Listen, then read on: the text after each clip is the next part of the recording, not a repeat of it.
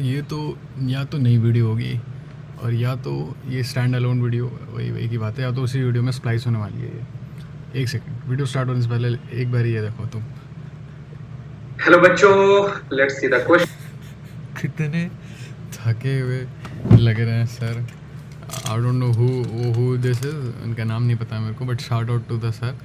भाई साहब ये कुछ नहीं तो 3-4 घंटे से लगे हुए होंगे फालतू क्वेश्चन सॉल्व करने में। 100% भी देखो, मेरे को तो सॉल्व करने हैं, इनको तो ऑलरेडी आता है, इन्हें बस लिखना है। अब सोचो तुम 3-4 घंटे लिख रहे हो चीज़ें, तुम्हारा इसमें ऑब्वियसली ये कुछ नहीं तो MSc हो रखे होंगे केमिस्ट्री में, कुछ भी नहीं तो एट द वेरी लीस्ट हो सकता है बीटेक वगैरह भी कर रखी हो, कुछ नहीं तो MSc, ज़्यादा से ज़्यादा बीटेक। और तुम इन्हें देखो बैठ के, बेचारे इतने थक गए हैं ना ये। ओके, इनका हेलो बच्चों सुनना है एक बारी, रुको एक सेकंड। हेलो बच्चों। हाय हाय।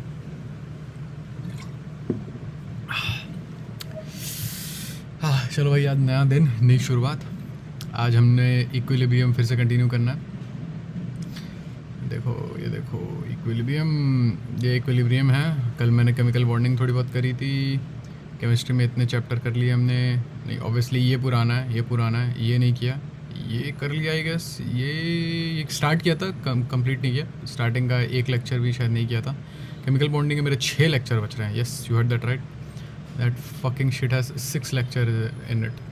यार गाली नहीं देनी यार मेरे को। तो लेट्स हमारे पास और हाँ तो देखो ये मैंने कल अटैम्प्ट किया था, कुछ नहीं तो 5-6 मिनट स्किप कर दो अगर आपको ये आ गया तो। लेकिन मैं इसे आज फिर से अटैम्प्ट करने वाला हूँ। क्यों? क्योंकि कल मेरा आंसर गलत आया था, तो इसलिए आज मैं फिर से अटैम्प्ट करूँगा। कर लो, स्किप कर लो, मैं तो कहूँगा 10 मिनट कर लो, क्योंकि मुझे लगता है 10 मिनट से कम लगने वाले हैं। ओ भाई, दो आपको इक्वेशन दे रखी हैं, x is equal to Y plus Z, A equal to sorry x turns into Y plus Z, A turns into 2b. Okay, so your x turns into too much big. Your x turns into a y plus z, and your क्या था दूसरा, क्या था, a turns into 2b, a turns into 2b. Obviously equilibrium पे है, इसका मतलब ये जितना ये बन रहा है उतना ये बन रहा है। अब पहले मैं इन दोनों की इक्वेशन लिखूँगा, इक्वेशन लिखना पसंद करूँगा मैं दोनों की, ब्लू में ही लिख लेता हूँ। ओ सॉरी, ट्रिपल KP1 हो गया, देखो इजी। KP1 हो गया था, हाँ। वाई की कंसंट्रेशन, वाई का एक्टिव मास वही होता है जो एक्टिव मास कंसंट्रेशन सेम ही होती है। बस ये है कि कितना मास पार्टिसिपेट कर रहा है रिएक्शन में, केमिकल रिएक्शन में, वो एक्टिव मास हो गया। बी की कंसंट्रेशन का स्क्वायर अपॉन ए, ठीक है। चलो, if degree of dissociation of X and A B equal, इन दोनों का डिग्री ऑफ डिसोसिएशन बराबर है। डिग्री ऑफ डिसोसिएशन क्या होता है? Degree of dissociation in simple terms, अगर मैं डिग्री ऑफ डिसोसिएशन को अल्फ़ा मान के चल रहा हूँ, ठीक है, ओके, इसको फिर से लिखना पड़ेगा थोड़ा एलाबोरेटेड टर्म्स में। डिग्री ऑफ डिसोसिएशन होता है कि अल्फ़ा लिख दूंगा मैं, कितना आपका टूटा वो, ठीक है, आपने 10 मोल लिया, उसमें से 5 मोल टूटा, तो जितना भी टूटा है वो लिखो यहाँ पे, इसको मैं वाई लेके चल रहा हूँ, अपॉन ओरिजिनल, आपका जो ओरिजिनल कंसंट्रेशन थी आपकी, ठीक है, OC, ये OG मान लो, ओरिजिनल का कंसंट्रेशन थी, ये OG ओरिजिनल गैंगस्टा, ठीक है। तो obviously will have to make some changes, दोनों का अल्फ़ा सेम है तो मतलब थोड़ा इसको एलेबोरेट करके लिखना पड़ेगा। N B equal, then total pressure at equilibrium and 1 and 2, sorry, दोनों का प्रेशर का रेशो बताओ, ठीक है। प्रेशर का रेशो, अब आपको पता है कि मैं मान के चल रहा हूँ ये गैस है, तभी प्रेशर आएगा, है ना, गैस मान के चल रहा हूँ मैं। अब गैस होगी, जितनी गैस होगी उतना ज़्यादा प्रेशर होगा। आई गेस मैंने लास्ट वीडियो में मैं ऐसे स्टैंड अलोन वीडियो बना रहा हूँ, ठीक है, मैं नहीं चाहता कि अब वो लोग जो देख रहे होंगे मतलब जो जिन लोगों ने पिछली वीडियो देखी होगी उन्होंने 10-15 मिनट तक वो लगातार सेगमेंट देखा होगा, फिर वो लोग वापस से थोड़ी देखेंगे, इसलिए ये अलग है। इक्विलिब्रियम पार्ट 2 है ये। पीपल विल बी अनॉयड कि आदमी कितना स्लो है।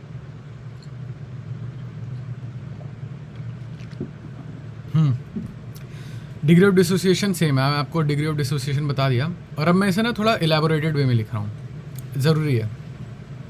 हम मान के चलते हैं ना, इनिशियल कंसंट्रेशन हम 1 मान के चलते हैं। 1 मान के क्यों चलते हैं? सही बताऊँ तो 1 मान के चलने का कोई ख़ास मतलब नहीं है, क्योंकि ज़्यादातर क्वेश्चन सॉल्व होते हैं 1 मान के चलने का। आप 1 मोल मान लो, 2 मोल मान लो, जितने मोल मान लो उतने मान लो, उससे फ़र्क नहीं पड़ रहा। अभी हम बस यहाँ इतना मानेंगे।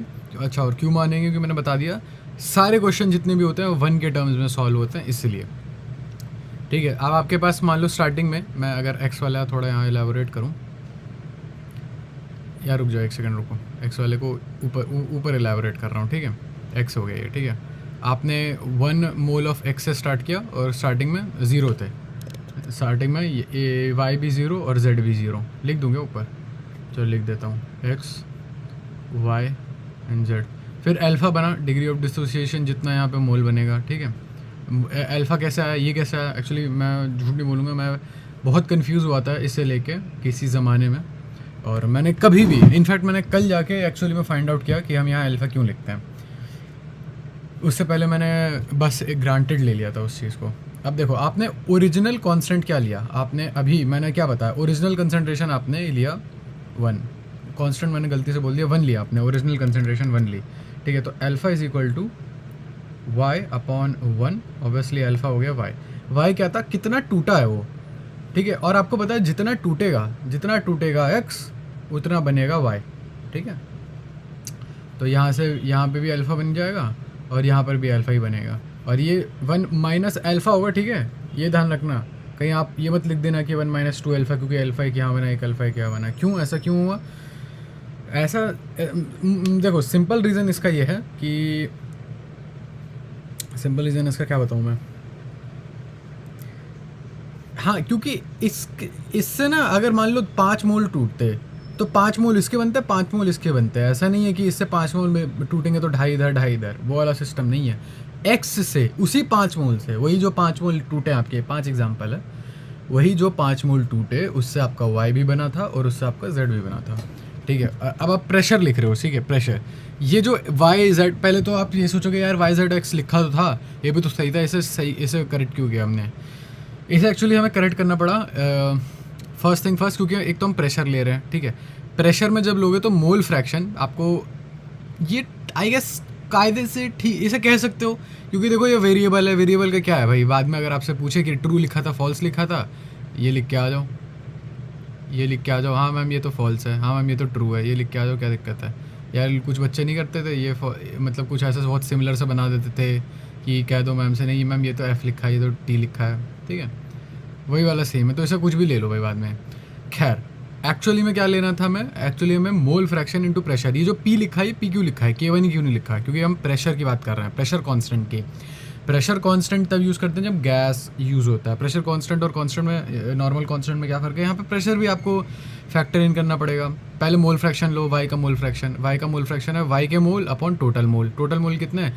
1 minus alpha plus alpha plus alpha, ये 1 प्लस अल्फ़ा हो जाएगा। ठीक है, तो सिंपल सीधी भाषा में हो गया अल्फ़ा और 1 प्लस अल्फ़ा। ठीक है, जेड का भी सेम होगा, जेड की भी कॉन्सेंट्रेशन वही alpha plus 1 alpha, mole fraction sorry. ठीक है, तो इसे मैं सीधा वही ना लिख लूँ, स्क्वायर ना लिख लूँ। और एक और बात, पी भी लिख लो यहाँ पे, क्योंकि जब आप वो लिखते हो, ये एक इम्पॉर्टेंट साइड इन्फॉर्मेशन है। ठीक है, कि आप जब पार्शियल प्रेशर लिखोगे, आपको पता है प्रेशर होगा, आपको पता ही कि मैं मान के चल रहा हूँ ये तीनों गैसेस हैं। ठीक है, मान के कैसे चलिए, आपने ये ले सकता हूँ मैं, फ्रीडम है मेरे पास, पोएट फ्रीडम, जो क्या कहते हैं उसको, लिबर्टी समथिंग होता है, जो जैसे पोएम वगैरह, पोएट वगैरह जो होता है, वो वर्ड्स को बेंड कर सकते हैं अपने हिसाब से, उनकी राइमिंग स्कीम वगैरह मैच करने के लिए। शायद 6th 7th में था एक ऐसी पोएम थी हमारे उसमें, रत्ना सागर की बुक थी हम लोगों के पास उस समय। खैर, पार्शियल प्रेशर जो होता है, पार्शियल प्रेशर, आपको पता है कि तीनों के तीनों थोड़ा बहुत प्रेशर डालेंगे। सबसे ज़्यादा प्रेशर वही डालेगा जिसका मोल फ्रैक्शन सबसे ज़्यादा हो। ये ध्यान रखना, मोल की बात नहीं हो रही है, मोल फ्रैक्शन की, क्योंकि तीनों के तीनों इंक्लूड है ना, तो आपको तीनों को लेके चलना पड़ेगा। तो मोल फ्रैक्शन, और मोल फ्रैक्शन होता है जो भी आपका पार्शियल प्रेशर होता है, जो भी आपका पर्टिकुलर मोल है, जो भी आप ले रहे हो, मोल फ्रैक्शन लिया आपने, particular mole upon total mole, ये आपका मोल फ्रैक्शन है, MF है ये आपका, इनटू टोटल प्रेशर। यार लेकिन ये तो फिर टोटल प्रेशर से ज़्यादा नहीं हो जाएगा? नहीं, कभी नहीं होने वाला, ऐसा हो ही नहीं सकता। खुद देखो, ये मोल फ्रैक्शन जो होगा छोटा ही नंबर आएगा, क्योंकि टोटल, ऑब्वियसली भैया, टोटल मोल जो होगा वो इस वाले नंबर से तो छोटा ही होगा, सॉरी बड़ा ही होगा। टोटल मोल है भैया, तो plus this number plus some other number होगा। खैर, अगर आपको समझ में भी नहीं आता, इट्स फाइन, इट्स ओके। आप इतना मतलब कि टोटल प्रेशर से छोटा ही होगा ऑब्वियसली। तो ये इसका स्क्वायर कर दिया मैंने, मल्टीप्लाई बाय, वैसे तो डिवाइड है बट ठीक है, आप समझ जाना। एक्स की कंसनट्रेशन हो गई, एक्स की concentration 1 minus alpha upon 1 plus alpha. तो 1 minus alpha upon 1 plus alpha और इनटू पी। ठीक है, इस पर भी, इसका भी पार्शियल प्रेशर लेना पड़ेगा। ठीक है जी। अब आओ रेड वाले पे, सेम वही कॉन्सेप्ट है कि इसका अल्फ़ा टूटेगा, और सॉरी, इस पे पहले 1 था, यहाँ पे 0 था स्टार्टिंग में हमने ऐसे करी है। फिर बाद में चल के ये 1 माइनस अल्फ़ा हो गया और यहाँ 2 अल्फ़ा बन गया, क्योंकि यहाँ एक ए तोड़ोगे तो 2 भी बनेगा, तो एक अल्फ़ा निकालोगे तो 2 अल्फ़ा यहाँ पे बन जाएंगे। तो यहाँ पे लिखो टोटल, यहाँ पे मोल, वो सॉरी बी की कंसनट्रेशन लिखो मोल फ्रैक्शन के टर्म्स में, वो हो जाएगा 2 अल्फ़ा अपॉन 1 प्लस अल्फ़ा। हाँ ठीक है, 2 alpha upon 1 plus alpha into P, हाँ इंटू पी का स्क्वायर क्यों? क्योंकि स्टोइक्योमेट्रिक कोफिशिएंट था। देखो, मैं आपको हाईली सजेस्ट करूँगा आप ना स्टोइक्योमेट्री पढ़ लो। स्टोइक्योमेट्री वैसे केमिकल काइनेटिक्स का पहला वाला पार्ट भी पढ़ लोगे ना, basic, you don't have to go very much in depth, बस बेसिक पढ़ लेना एंड यू विल नो कि what we are talking about here. Multiply by A की कंसनट्रेशन लिखो भाई, ए की कंसनट्रेशन है 1 minus alpha upon 1 plus alpha, 1 minus alpha upon 1 plus alpha. ठीक है, इंटू पी भी करना है आपको, वैसे तो यहाँ ब्रैकेट ही काफ़ी था, फालतू हम लोगों ने इतना, इंटू पी। ठीक है, तो आपको पता है KP1 अपॉन KP2 का जो रेशियो है वो है 9:1। ठीक है, तो मैं ऐसे लिख दूँ, आप बताना if you have any issues with that. Let's do with magenta redim. Anyone seen the video of magenta redim? It's so funny, बहुत फनी है वो जो छोटा आदमी होता है उसमें, so funny। 9:1। ठीक है, अब ये पूरा का पूरा टर्म लिख दो अगर आप, तो मज़ा आ जाएगा। अच्छा, बात है, आपको क्वेश्चन में क्या करना है इतना याद है ना आपको, आप चाहते हो कि आपको कुछ रिलेशनशिप मिले, degree of dissociation of X and A, degree of dissociation दोनों का तो खैर बराबर है, degree of dissociation, total pressure, इन दोनों के बीच में रेशो निकालना है आपको। और ये रेशो तभी आएगा जब आप इन सब चीज़ों को एलिमिनेट करोगे, ये 1 प्लस अल्फ़ा, ये सब जो आलतू फालतू नंबर है, इन सबको आप एलिमिनेट कर दोगे, तो यही तभी आने वाला है।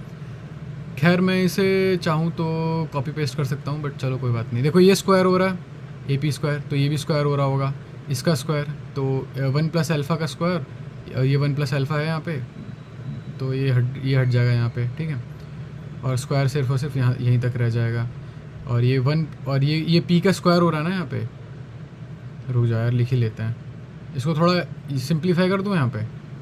ठीक है, हाँ सिंप्लीफाई कर देते हैं, लास्ट टाइम की तरह गड़बड़ नहीं करनी।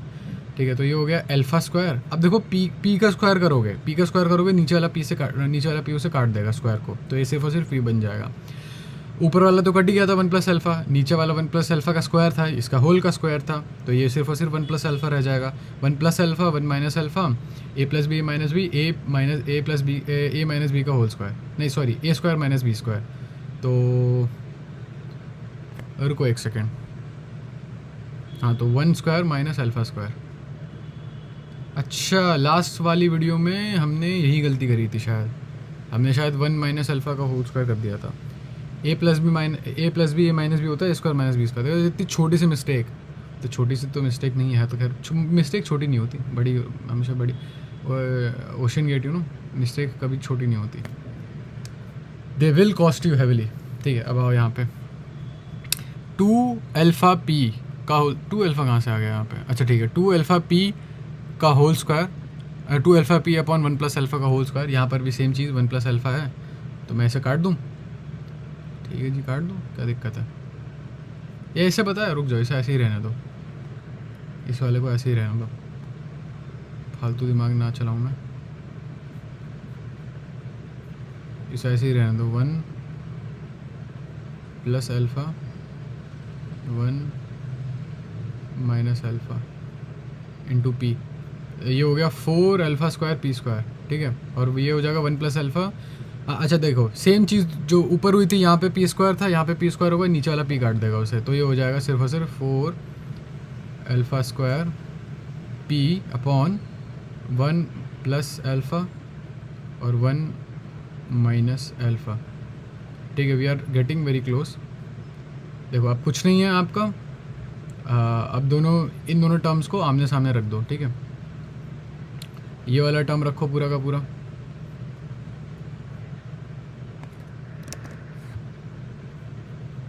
ये टर्म आपने पूरा का पूरा एज इट इज़ रख दिया। ठीक है, मल्टीप्लाई बाय सॉरी डिवाइड करोगे ना, ये वाला टर्म रख दिया, ये हो गया KP1 डिवाइड बाय KP2, फिर KP2 का ये यहाँ रखोगे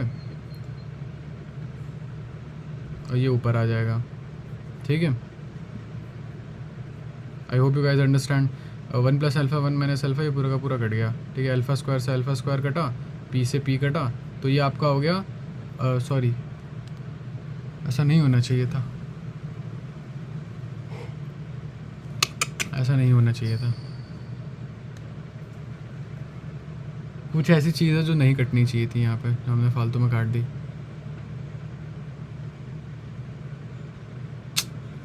फिर से गड़बड़ हो गई यार। छाओ सर की देख लेते हैं, और ये दोनों का सेम है, then total pressure at equilibrium 1:1 का रेशियो, टोटल प्रेशर का रेशियो यहाँ पर क्या होगा। तो ठीक है, इस क्वेश्चन को सॉल्व करने के लिए हम लोग एज्यूम कर लेते हैं। हम लोग सबसे पहले एज्यूम कर लेते हैं बच्चों कि जो डिग्री ऑफ डिसोसिएशन है वो हमारे पास अल्फा है दोनों का, तो दोनों का सेम है, हमने एज्यूम कर लिया। रुक जाओ एक बार देखने दो मुझे क्या गड़बड़ हुई है। अल्फा स्क्वायर पी स्क्वायर क्या होना चाहिए था आइडियली यार? आइडियली एक्चुअली होना क्या चाहिए था हम लोगों का? Okay okay okay okay okay, extremely minor mistake. दोनों का जो प्रेशर होगा, दोनों का टोटल प्रेशर हमने सेम क्यों ले लिया? सेम कैसे हो गया दोनों का टोटल प्रेशर? इसका P1 आना था, ये रहा P1, इसका P2 आना था। ठीक है, बहुत छोटी मिस्टेक जो हमें बहुत भारी पड़ जाती। तो ये हो गया P1 और ये हो गया P2, तो ऑब्वियसली एक दूसरे से नहीं कटेगा, ये बहुत छोटी मिस्टेक, देख रहे हो? Stupid I don't want to say that. Okay, by the way, our last video did very well, so thank you. Actually हम लोगों को ये इट वाज रैंकिंग 1, जो 10 में टॉप 10 वीडियोस में से हम लोगों की फर्स्ट वीडियो है वो। मतलब यूट्यूब अलाउज यू टू सी ना कि आपने जो लास्ट 10 वीडियोस अपलोड करी 24 घंटे में सबसे अच्छा किसने परफॉर्म किया, तो इट डिड वेरी वेल। हाँ, तो P1 अपॉन P2 और ये 4 ऊपर चला जाएगा, तो 36:1 आ गया आंसर हमारा। भैया बहुत घिसाई करी हमने, बहुत ज़्यादा घिसाई करी है इस क्वेश्चन के ऊपर, और ये क्वेश्चन फाइनली हो ही गया। शायद 10 मिनट भी निकल ही गए होंगे। बहुत बढ़िया लॉन्डो, लेकिन फाइनली कर ही दिया है क्वेश्चन। 10 मिनट का 20 मिनट निकल गया एक ही क्वेश्चन में, मतलब अभी तक 20 मिनट में। कल शायद मैंने ऐड कर लिया था ये। चलो भाई, आओ क्वेश्चन नंबर 16 पे। अगर आपको लग रहा है बहुत फ्यूटाइल है तो it's fine, don't watch this video. I will agree कि हम लोगों की नॉर्मल वीडियोस से काफ़ी ज़्यादा लंबी खिंच गई, इतनी लंबी खिंचती नहीं हम लोगों की नॉर्मल वीडियोस। बट अंडरस्टैंड यार, कब तक लेक्चर देखते रहोगे? मतलब मैं अपने आप को कह रहा हूँ, मैं कब तक लेक्चर देखता रहूँगा? मैं लेक्चर देख के दिमाग ख़राब हो गया मेरा। I want to do something अपने कुछ। अब मैं सही बताऊँ तो if it wasn't for the recording, तो मैं डेफिनेटली स्नाइपर ऑफ कीव बन रखा होता अभी और कुछ नहीं कर रहा होता मैं लेक्चर ही देख रहा होता बैठ के। Okay, I drank some soda yesterday, some soda, मुझे लगा पानी है, carbonated water, sparkling water, it was bad, I didn't like it at all. 20 litre का कंटेनर है, 400 केल्विन पे, CO2 है उसमें और प्रेशर दे रखा है उसका, ब्ला ब्ला ब्ला, एक्सेस ऑफ SRO है, neglect the volume of SRO। अच्छा फक, ये सब क्या है? 20 लीटर का कंटेनर है और टेम्परेचर दे रखा है, ठीक है, उसमें CO2 है, ठीक है, प्रेशर दे रखा है, ठीक है, और उसमें बहुत सारा SRO है, ठीक है, क्या करूँ मैं उसका? The volume of the container is not decrease, volume decrease किया जा रहा है, उसके ऊपर पिस्टन लगा होगा और उसके दबा दबा के वॉल्यूम डिक्रीज़ कर रहे हैं। The maximum volume of the container when pressure of CO2 attains its maximum value will be, मुझे कैसे पता मैक्सिमम वैल्यू क्या होगी? चलो एक बार ड्रॉ करके देखते हैं, बड़ा पेचीदा क्वेश्चन लग रहा है। ये 20 लीटर का कंटेनर है। अगेन मैं फिर से स्ट्रेस करना चाहूँगा क्योंकि ये न्यू वीडियो, क्या पता कोई दूसरी वीडियो पे आओ, सीधा सीधा हम लोग क्वेश्चंस कर रहे हैं और मैंने बिल्कुल भी कुछ प्रिपरेशन नहीं की। मैं 6 महीने पहले इक्विलिब्रियम किया था और उसी के रेमिनेंट नॉलेज पे मैं अभी भी वर्क कर रहा हूँ, ठीक है। 6 महीने के लगभग साल भर हो गया मेरे को इक्विलिब्रियम किए हुए। मैंने सर्वेश सर के लेक्चर्स से किया था, उस समय के लाइव लेक्चर्स से, यानी कि यकीन 2.0 से। ये 20 लीटर है, ये फालतू की चीज़ें क्यों कर रहा हूँ मैं? ये देखो 20 लीटर का आपके पास वो है और यहाँ पे आपका पिस्टन लग रखा होगा, लाल है तो यहाँ पे आपका पिस्टन लग रखा है और ये पिस्टन नीचे मूव किया जा रहा है। पहले ये 20 लीटर का था, ठीक है, V1 हो गया, ये 20 लीटर का था, ठीक है, और प्रेशर इस पे था, स्टार्टिंग वाला प्रेशर, हाँ नहीं, it contain CO2 at pressure.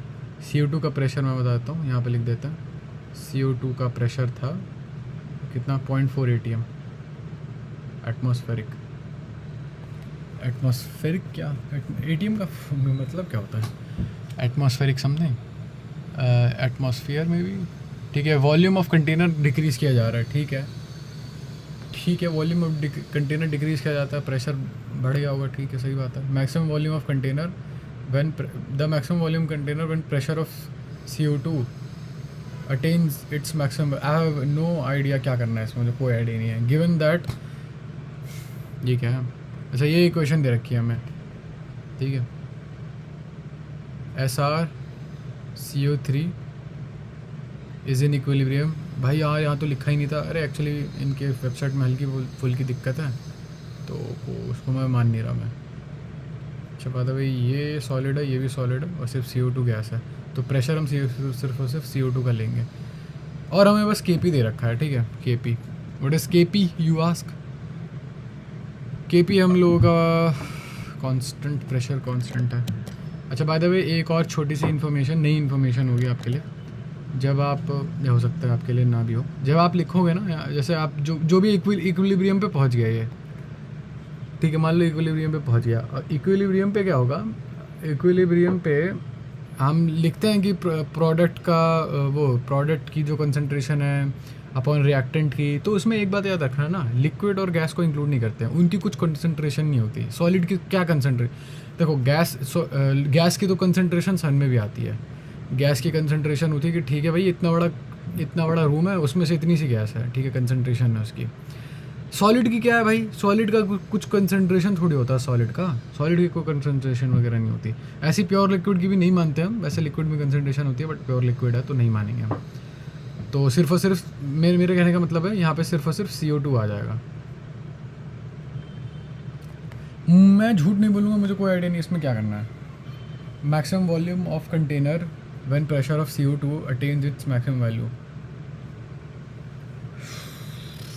Maximum pressure CO2, maximum pressure of CO2 क्या होगा? मैक्सिमम प्रेशर ऑफ CO2 शायद मे बी, क्योंकि टेम्परेचर सेम है, maybe P1 V1 equal to P2 V2, P1 V1 equal to P2 V2। मैं ये बता सकता हूँ कि हम लोगों को प्रेशर 1 पता है, वॉल्यूम 1 पता है, ठीक है, हम लोगों को पता नहीं यार, मुझे कोई आइडिया नहीं है। और यहाँ अपनी माथा पच्ची करने के बजाय आंसर देख ही लेते हैं। तुक्का लगाओ भाई, ले लो तुक्का। हेलो बच्चों, hello. Let's see the question and the question says a 20 liter container at 400 kelvins contains CO2 at pressure of 0.4 atm and excess of SRO neglect the volume of solid. ठीक है, the volume of the container is not decreased, volume of container हम लोग decrease कर रहे हैं, the volume of the container not decreased by moving the movable piston fitted in the container, the maximum volume of container when pressure of CO2 attain is maximum value will be, मतलब हमें यहाँ पर जब CO2 हमारा maximum pressure attain करेगा उस time पे आपका वॉल्यूम जो है वो आपका कितना होने वाला है, ये हमें इस क्वेश्चन में फाइंड करना है। तो इस क्वेश्चन को फाइंड करने के लिए सबसे पहले बेटा हमें निकालना पड़ेगा कि मैक्सिमम वॉल्यूम हमारे CO2 का क्या हो सकता है। तो इसमें इसका मैक्सिमम वॉल्यूम क्या होगा, तो यहाँ पर आप देखो SrCO3 जो है वो हमारे पास सॉलिड स्टेट में है और वो हमें इक्विलिब्रियम रिएक्शन में हमें SR4 जो कि आपका सॉलिड है और CO2 यहाँ पर हमारे पास गैस है, ये हमें यहाँ पर रिएक्शन दी हुई है। और इस रिएक्शन के लिए अगर हम लोग बेटा KP लिखते हैं, KP मतलब इक्विलिब्रियम कांस्टेंट प्रेशर के टर्म में जब हम रिप्रेजेंट करते हैं। और यहाँ सिर्फ और सिर्फ CO2 का, अब मैं श्योर नहीं हूँ मोल फ्रैक्शन लेना है या CO2 का सीधा सीधा मोल लेना वो आपका है। क्या होता है, वो आपका होता है बेटा partial pressure of product power of the stoichiometric coefficient divide by partial pressure of reactant power of the stoichiometric coefficient, ऐसे हम लिखते हैं। यहाँ पे पार्शियल प्रेशर ऑफ आपका हो जाएगा strontium oxide multiply by partial pressure of CO2 divide by partial pressure of SrCO3, ये आपका फार्मूला बन जाएगा। अच्छा बात है, ये और ये कंसिडर नहीं करेंगे, आई एम श्योर सर भी बताएंगे। ठीक है, लेकिन बच्चों यहाँ पर आपको एक चीज ध्यान देनी है, यहाँ पर SrCO3 जो है वो हमारा सॉलिड है और SR ऑक्साइड जो है वो भी हमारा सॉलिड है। और एक्चुअल में हम जब भी इक्विलिब्रियम के क्वेश्चन सॉल्व करते हैं तो आपको पता होना चाहिए कि जो एक्टिव मास होता है वो हम लोग सॉलिड के लिए हम लोग उसको सही बात है। और जितना हम लोगों का जितना भी प्रेशर होगा, अब यहाँ तो देखो वैसे तो अगर तीनों के तीनों गैस होती तब हम कार्बन डाइऑक्साइड का पार्शियल प्रेशर ले रहे होते। पार्शियल मतलब किसी पूरी चीज़ का एक छोटा सा हिस्सा, छोटा नहीं होगा बड़ा सा भी हिस्सा हो सकता है, बट समझ लो एक हिस्सा।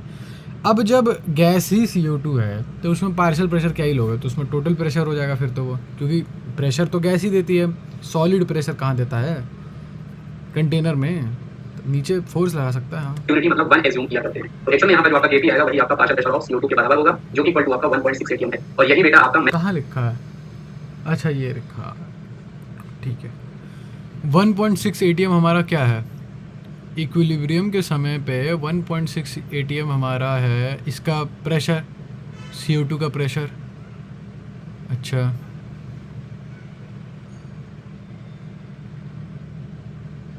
अच्छा ठीक है, लेकिन मेरा पहला सवाल है कि हमने इक्विलिब्रियम वाले पोजीशन से क्यों स्टार्ट किया। देखो जैसे क्या था, ये सब दे रखा है excess of SRO, the volume of the container is now decreased by moving the movable piston in the container. ये हमने क्यों किया, पहली बात तो वॉल्यूम क्यों डिक्रीज़ करी, पहला सवाल तो मेरा ये है। अच्छा ठीक है, सवाल की वजह से ही हमें कैसे पता कि ये इक्विलिब्रियम पे है इस समय, ये नहीं पता मुझे, ये समझ में नहीं आ रहा मुझे।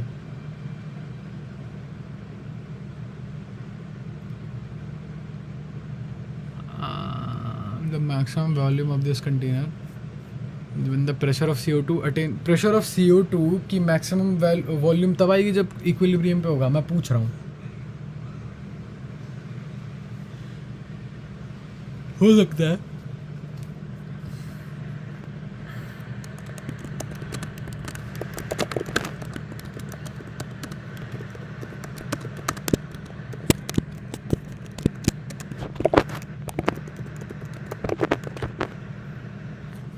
मेरा बस यही सवाल है कि हम लोग इक्विलिब्रियम से ही क्यों स्टार्ट किया। मैक्सिमम वॉल्यूम ऑफ, अब तो हो जाएगा, तो मोस्ट प्रोबेबली अब तो P1 V1 P2 V2 से हो जाएगा। पहले कितना था, 20 था और 0.4 का प्रेशर था हमारे पास। प्रेशर किसका, इसका कार्बन डाइऑक्साइड 0.4 प्रेशर लगा रहा था। P2 हमें मिल गया, हमें V2 निकालना था, P2 है 1.6, तो ये हटा दो, ये हो जाएगा 4, ये हो जाएगा 5 है, 5 आंसर CO2 था, अटेन करने कितना वाला है। आंसर। तो हम एज्यूम करते हैं container will be capital B, ये हमने एज्यूम कर लिया at 1.6 atm pressure of CO2, 1.6 atm of CO2 जब इसका CO2 का। अब इस क्वेश्चन में एक चीज बेटा बहुत इंपॉर्टेंट कॉन्सेप्ट को ध्यान देने वाला है कि इस पूरी क्वेश्चन में जो आपका PV है वो आपका कांस्टेंट रहने वाला है, क्योंकि यहाँ पर आपका टेंपरेचर जो है वो चेंज नहीं हो रहा है, इसलिए प्रेशर एंड वॉल्यूम का जो आपका प्रोडक्ट होगा वो आपका कांस्टेंट रहने वाला है। मतलब यहाँ पर हम लोग P1 V1 P2 V2 यहाँ पर हम लोग लगा सकते हैं। P1 क्वेश्चन हमें इनिशियल दिया हुआ था कि इनिशियल इसका जो प्रेशर था बेटा वो आपके पास 0.4 atm था और इसका जो आपके पास वॉल्यूम था वो आपके पास 20 लीटर था। P2 हमने अभी भी सॉल्व किया, ये हमारा 1.6 atm आया और इसी में हमें V2 मतलब मैक्सिमम वॉल्यूम को निकालना है। इसको हम जब सिंपलीफाई करेंगे बेटा तो आप इसको सॉल्व करोगे तो 0.4 ये आपका 4 टाइम्स हो जाएगा, तो V2 यहाँ पर आपका 20 डिवाइड बाय 4 मतलब 5 लीटर यहाँ पर आपका आंसर आने वाला है। मतलब वो जो मैक्सिमम प्रेशर में जो हमारा अभी मेरा तो खैर यही सवाल है, मेरा मेजर तो यही सवाल है कि एग्जैक्टली क्या हुआ, ये कैसे हुआ। मतलब ये इक्विलिब्रियम पे ही हमने क्यों, हमें कैसे पता चला कि कार्बन डाइऑक्साइड की maximum temperature, sorry maximum pressure जो होगा वो उस पे होगा, इक्विलिब्रियम पे होगा।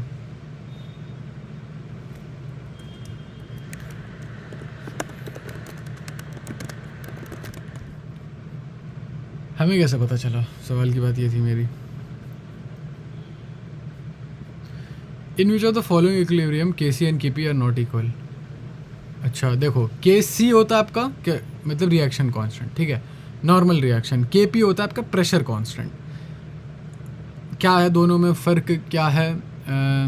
वैसे तो इसका आंसर है डी, और ये 1 सेकंड का होगा, मुश्किल से 2 सेकंड का ये क्वेश्चन है। Kc जब आप केमिकल वो लिखते हो, कांस्टेंट लिखते हो, then you take concentration of everything. Like आपने Kc लिखा, फिर चाहे वो गैस हो, चाहे वो, क्योंकि वो केमिकल कांस्टेंट है तो उसमें जो भी चीज़ें हैं, जो भी कॉन्स्टिट्यूएंट है, चाहे गैस, चाहे सॉलिड, चाहे लिक्विड, चाहे कुछ भी, बचा के आप हो, प्लाज्मा वगैरह वाली भी रिएक्शन होते होंगे, जो भी है उन सब का लिखोगे आप यहाँ पे। उसका रिएक्टेंट यहाँ, उसका प्रोडक्ट, सॉरी उसका प्रोडक्ट की कंसंट्रेशन यहाँ, रिएक्टेंट की प्रोडक्ट की यहाँ, रिएक्टेंट की यहाँ। गैस वाले में प्रेशर कांस्टेंट में प्रेशर तब वही लगाएगा जहाँ गैस होगी, और अगर मान लो बीच में कहीं सॉलिड आ गया, जैसे मान लो यहाँ पे मैं सिर्फ और सिर्फ एक एग्जांपल लूँगा। यहाँ पे N2 + O2, यहाँ पे इनका Kc हो जाएगा, N2 की कंसंट्रेशन जो भी होगी अपॉन O2 की कंसंट्रेशन जो भी होगी, और NO2 की कंसंट्रेशन जो भी होगी, और Kp भी यही होगा क्योंकि तीनों की तीनों गैस हैं। लेकिन यहाँ पे लास्ट वाले इक्वेशन में अगर आप देखो तो ये हो जाएगा, अरे भैया ये क्या हुआ, ये हो जाएगा देखो CO2, ये हो जाएगा CO2 का स्क्वायर, क्योंकि स्टोइकियोमेट्रिक कोफिशिएंट हमें बोलता है स्क्वायर। C यहाँ लेको, इसको नहीं काउंट करेंगे, लेकिन केमिकल वाले में से काउंट करेंगे, इसीलिए ये हमारा आंसर हो गया। नॉट सेम निकालना था। If the concentration of OH hydroxyl ion in the reaction is decrease by 1/4 time, then equilibrium concentration of Fe3 will be increase by. क्या कह रहा है? इक्विलिब्रियम कंसंट्रेशन, ठीक है। अब आपको पता है रिएक्शन कांस्टेंट तो है, वो तो सेम रहने वाला है, ठीक है, रिएक्शन कांस्टेंट सेम रहने वाला है। और आपको देखो, अब ये तो देखो बिल्कुल इंटुइटिव चीज़ है, लेकिन अगर कोई स्टार्टिंग में इंसान है, वो बिल्कुल ज़ीरो से स्टार्ट कर रहा है, या कोई 5 साल का बच्चा, उसे मैं कैसे समझाऊंगा? मुझे एक ऐसी चीज़ चाहिए, मुझे एक ऐसी रिएक्शन चाहिए, या एक ऐसी इक्वेशन चाहिए जिसमें इन दोनों के बीच में रिलेशन हो। किन दोनों के बीच में रिलेशन? हाइड्रोक्सिल आयन के बीच में रिलेशन हो, और आप मेरे पास ये फेरिक आयन का रिलेशन हो, दोनों के बीच का रिलेशन। अब मैं उस रिलेशन को फाइंड कर सकता हूँ। अब एक चीज़ और, ये पहली तो मेरे दिमाग में आ गई, ठीक है, I have to find an equation. ये तो आदत वाली चीज़ थी, ये तो रट्टू तोते वाली चीज़ थी कि मैंने स्टार्टिंग में ही Kc ले लिया। लेकिन अगर आपको जानना है, उसके पीछे का रीज़न जानना है, उसके पीछे का लॉजिक जानना है, सबकॉन्शियस लॉजिक जानना है, फर्स्ट थिंग फर्स्ट, मैंने बताया मुझे एक ऐसी इक्वेशन चाहिए जो टाई इन करे हाइड्रोक्सिल आयन को और हमारे फेरिक आयन को, टाई इन करे, बांध ले, एकदम गट्ठर बांध दे। एक ये चीज़, और मुझे दूसरी पता है कि इक्विलिब्रियम नाम की भी चीज़ है, यहाँ पे इक्विलिब्रियम भी आएगा यहाँ पे। तो ठीक है, अब मुझे मिल ही गया। अब मुझे क्या करना है? कुछ नहीं करना है मेरे को। यहाँ पे मैं लिखूँगा प्रोडक्ट में हाइड्रोक्सिल आयन था, अभी मैं सिर्फ और सिर्फ हाइड्रोक्सिल आयन ही छेड़ रहा हूँ, ठीक है, इसे हटा दो। हाइड्रोक्सिल आयन का स्टोइकियोमेट्रिक कोफिशिएंट क्यूब, ठीक है, यहाँ पे क्यूब, और फेरिक आयन नीचे, सॉरी फेरिक आयन ऊपर ही, फेरिक आयन भी ऊपर। नीचे वाला मैं नहीं लिख रहा हूँ क्योंकि नीचे वाला चेंज नहीं हुआ है, तो नीचे वाला एज इट इज़ रहने दो। आपने हाइड्रोक्सिल आयन 1/4 टाइम कर दिया, तो यहाँ जो भी था तो 1/4 का क्यूब हो गया 1/64। आप चाहते हो, आपको पता है ये सेम रहने वाला है, नीचे वाला बदल नहीं रहा है, क्योंकि ऐसा कुछ लिखा नहीं है, ये बदल नहीं रहा है, आपको पता है ये सेम रखना है मुझे। तो ये सामने वाली चीज़ जब 1/64 टाइम्स कम हुई है, तो आपको फेरिक आयन को 64 टाइम्स बढ़ाना होगा ताकि दोनों एक दूसरे से कट जाएं। आई होप आप अंडरस्टैंड कर सकते हो ये। नहीं तो कोई बात नहीं, आई वुड से आप ये सोल्यूशन देख लो, मे भी। अच्छा नहीं लिखा है यहाँ पे, ठीक है, PW वालों का है, एक बार जाके देख लो क्या दिक्कत है इनकी वेबसाइट पे। And no, I am not affiliated with PW, मैं पहले ही क्लियर कर देता हूँ। आओ अगला question number 19। Equilibrium constant Kp दे रखा है, फॉलोइंग रिएक्शन, ठीक है। मैंने क्या बोला था? अच्छा बाय द वे यहाँ पे डंडा है, ठीक है, इतना याद रखना, यहाँ पे डंडा है, कैसे पता भाई यहाँ पे प्लस लग रखा है तो यहाँ होगा नहीं, यहाँ हो नहीं सकता क्योंकि इसके आगे प्रोडक्ट लिखा नहीं है, यहाँ हो नहीं सकता क्योंकि इसके पीछे रिएक्टेंट नहीं लिखा, तो इक्विलिब्रियम का साइन यही होगा। वैसे भी साफ साफ दिखने से ही पता चल रहा है। मैंने आप लोगों को पहले ही बोल दिया था कि लेना क्या है आपको, सिर्फ और सिर्फ गैस। क्यों? क्योंकि केपी दे रखा है। केपी क्या होता है? Pressure constant. गैस क्या पे है यहाँ पे? CO2, तो सिर्फ और सिर्फ ए होगा answer. Pressure low, partial pressure of CO2, उसी से आपका इक्विलिब्रियम कांस्टेंट निकल जाएगा उसका प्रेशर का। अगर आपकी इक्विलिब्रियम कांस्टेंट की वैल्यू दे रखी है और फिर इक्विलिब्रियम अच्छा चलो इक्विलिब्रियम कांस्टेंट दे रखा है, फिर आपको बताना है कि आपके एक सिस्टम में ज़्यादातर प्रोडक्ट होंगे, ये दोनों बराबर होंगे या ऑल रिएक्टेंट होंगे। बहुत अच्छा क्वेश्चन लगता है मेरे को। 2015 के इतने अच्छे क्वेश्चन है। 2015 के क्वेश्चन, उड़ीसा के क्वेश्चन बहुत बढ़िया होता है। लाइक आप वो ऐसे क्वेश्चन है जो आपसे मैं बता रहा हूँ, मैं अपने पर्टिकुलर बता रहा हूँ, जो देखने से नहीं होते हैं बट आंसर बहुत जल्दी आ जाता है, जो कि बहुत अजीब बात है। आप एक क्वेश्चन पढ़ रहे हो, उसका आपको तो हो नहीं रहा आपसे सॉल्व, लेकिन आपको आंसर तुरंत समझ में आ गया। इसका मतलब क्या हुआ? इसका मतलब ये होगा उस क्वेश्चन में सिर्फ और सिर्फ एक्टिवेशन एनर्जी बहुत ज़्यादा है, बाकी इतना डिफरेंस नहीं है वो आपके लेवल का, इतना डिफरेंस नहीं है आपके वो लेवल में, बस एक्टिवेशन एनर्जी ज़्यादा है उस क्वेश्चन की। बस आपको थोड़ा बहुत समझना है उस क्वेश्चन को, प्रेशर उसमें आपको डालना है। अब ये देखो, ये बहुत ही अजीब सा क्वेश्चन नहीं है यार। इक्विलिब्रियम कांस्टेंट से कैसे बताऊँगा मैं? कोई नहीं, लिखो ऐसे एक मॉक रिएक्शन बना दो। ये जो है वो बी और सी में टूट गया। बी की कंसनट्रेशन, सी की कंसनट्रेशन 1.6 × 10⁻12। यहाँ होगी बी की कंसनट्रेशन, यहाँ होगी बी की कंसनट्रेशन और यहाँ होगी सी की कंसनट्रेशन। अब तुम ये देखो, ये जो नंबर है ये बहुत, मैं तो कहूँगा पहले पॉज कर लो, पॉज करके खुद ट्राई करो। ठीक है, कर लिया? चलो, ये जो नंबर है ये बहुत ही ज़्यादा बड़ा नंबर है, हद से ज़्यादा बड़ा नंबर, देख रहे हो? तो इसका मतलब न्यूमरेटर बहुत ज़्यादा बड़ा है, तो इसका मतलब प्रोडक्ट जो होंगे उनकी कंसंट्रेशन होगी बहुत ही ज़्यादा, तो ज़्यादातर प्रोडक्ट ही होगा अपने उसमें, मतलब रिएक्शन बहुत ही ज़्यादा आगे चला गया है यार। लेकिन इक्विलिब्रियम में तो दोनों साइड नहीं, दोनों के रेट इक्वल होते हैं, दोनों के साइड की कंसंट्रेशन इक्वल नहीं होती है। इसका भी एग्जांपल आएगा, चिंता मत करो। हेवर प्रोसेस में 3 लीटर आपने डाईहाइड्रोजन ले लिया, 3 लीटर आपने डाईनाइट्रोजन ले लिया और आपको सिर्फ और सिर्फ 50% मिला एक्सपेक्टेड प्रोडक्ट का। अच्छा, मैं एक बात पूछूं? पॉज करना, आप पूछने दो, उसके बाद पॉज करना। बताओ यहाँ पे अल्फ़ा क्या हो जाएगा आपका, डिसोसिएशन कांस्टेंट क्या हो जाता है? चलो, दूसरी बात, what will be the composition of gases mixture under the aforesaid, यानी कि ऊपर लिखी हुई कंडीशन इन दी एंड। ठीक है, नाइट्रोजन ले लो और डाई नाइट्रोजन ले लो, डाईहाइड्रोजन ले लो। ठीक है, आपने ले लिया डाई नाइट्रोजन ले लिया आपने, डाईहाइड्रोजन ले लिया आपने और आपने बनाया अमोनिया। हेवर प्रोसेस से अमोनिया बनती है बाय द वे। ये चीज़ तो खैर याद करने वाली है, तो मैं आपको इसमें कुछ दोष नहीं देने वाला हूँ।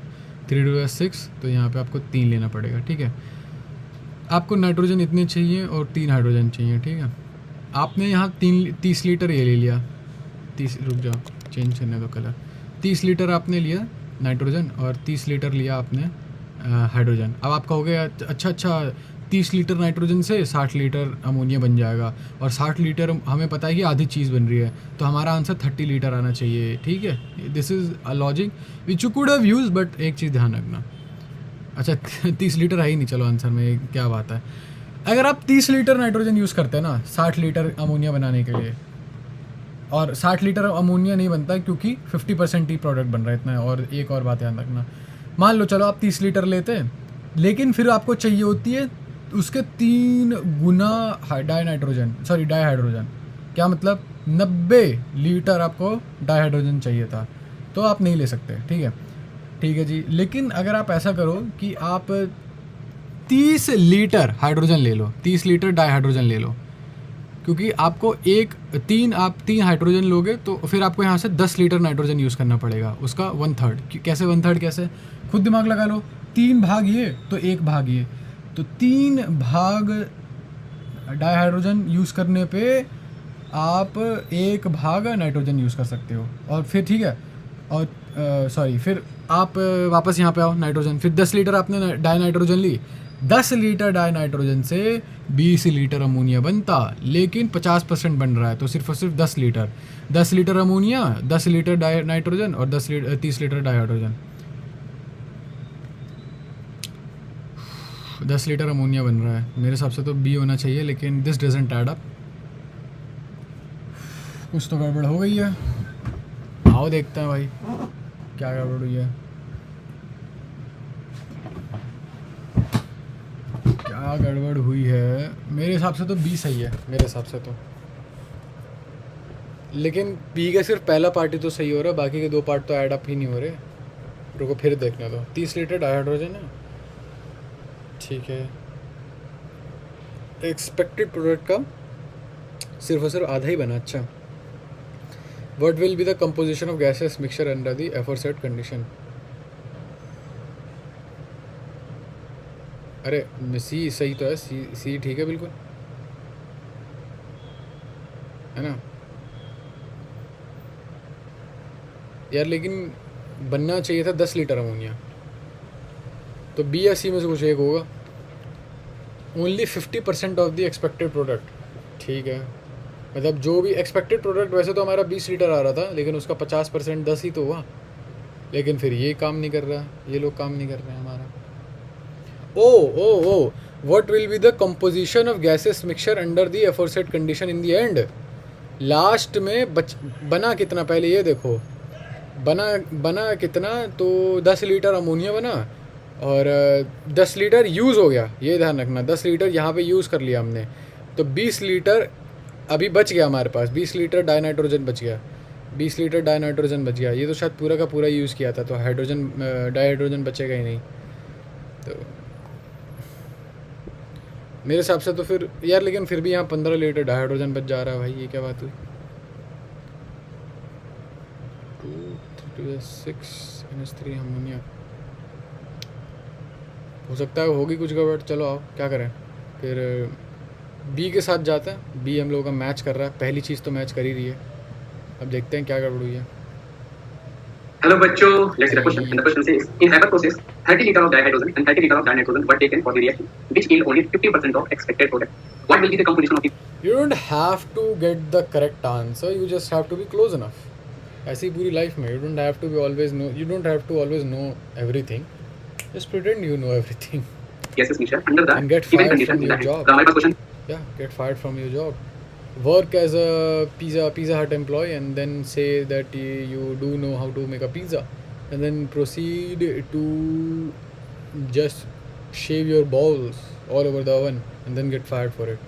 हुआ था मेरे साथ। दिया हुआ क्वेश्चन में हमें बताया गया है कि 30 लीटर ऑफ डाइहाइड्रोजन हम लोग ले रहे हैं और 30 लीटर ऑफ नाइट्रोजन हम लोग ले रहे हैं, लेकिन यहाँ पर हमें जो एलिंग हमारे प्रोडक्ट हो रही है वो हमारे पास चलिए प्रोडक्ट बहुत इंपॉर्टेंट है। जब कभी भी हम इस तरह के क्वेश्चन सॉल्व, हमारे पास 30 लीटर जो क्या होगा इस इक्वेशन में, हमारे पास लिमिटिंग रीजन क्या होगा, तो इनका स्टोइकियोमेट्री का जो रेशियो है बेटा वो आपका 1:3 जो है वो आपका नाइट्रोजन एंड हाइड्रोजन के स्टोइकियोमेट्री का रेशियो है। हमारे पास हाइड्रोजन 90 लीटर होना चाहिए और कंप्लीट रिएक्शन, तो इनका जो रेशियो है वो स्टोइकियोमेट्री है जो आपके पास 1:3 निकालो। यहाँ पे लिमिटिंग का सेम अमाउंट भी दिया है हमें 90 लीटर मुझे ऐसा हाइड्रोजन। लग रहा है इस स्टेप में हमने कुछ गड़बड़ किया है, अभी तक तो सही जा रहा है, लेकिन मुझे मेरे हिसाब से यहाँ पे गड़बड़ होगी, जहाँ जो गड़बड़ होगी। हाइड्रोजन हमारे पास सारी कैलकुलेशन की बेसिस पे होगी। तो हम सबसे पहले देखते हैं कि हाँ, बाय द वे इसे लिमिटिंग रिएजेंट कहते हैं या लिमिटिंग फैक्टर कह लो।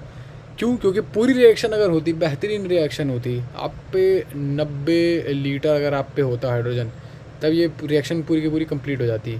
लेकिन आप पे क्योंकि 90 लीटर हाइड्रोजन नहीं है, तो हाइड्रोजन ने आपको रोक लिया, तो हाइड्रोजन आपका लिमिटिंग फैक्टर हो गया। हमें एक्सपेक्टेड कितना, हम लोग की यार आंकी प्लेलिस्ट में केमिस्ट्री पीछे चल रहा है काफ़ी, मेरे हिसाब से 3-4 वीडियो से पीछे चल रहा है। शायद फिजिक्स की 11 होंगी, बायो की 10 हो गई होंगी। हम लोग एक्चुअली काफ़ी पीछे तो नहीं, बट केमिस्ट्री में पीछे चल रहे हैं, तो इसलिए केमिस्ट्री हम लोग थोड़ा पुश करेंगे आजकल।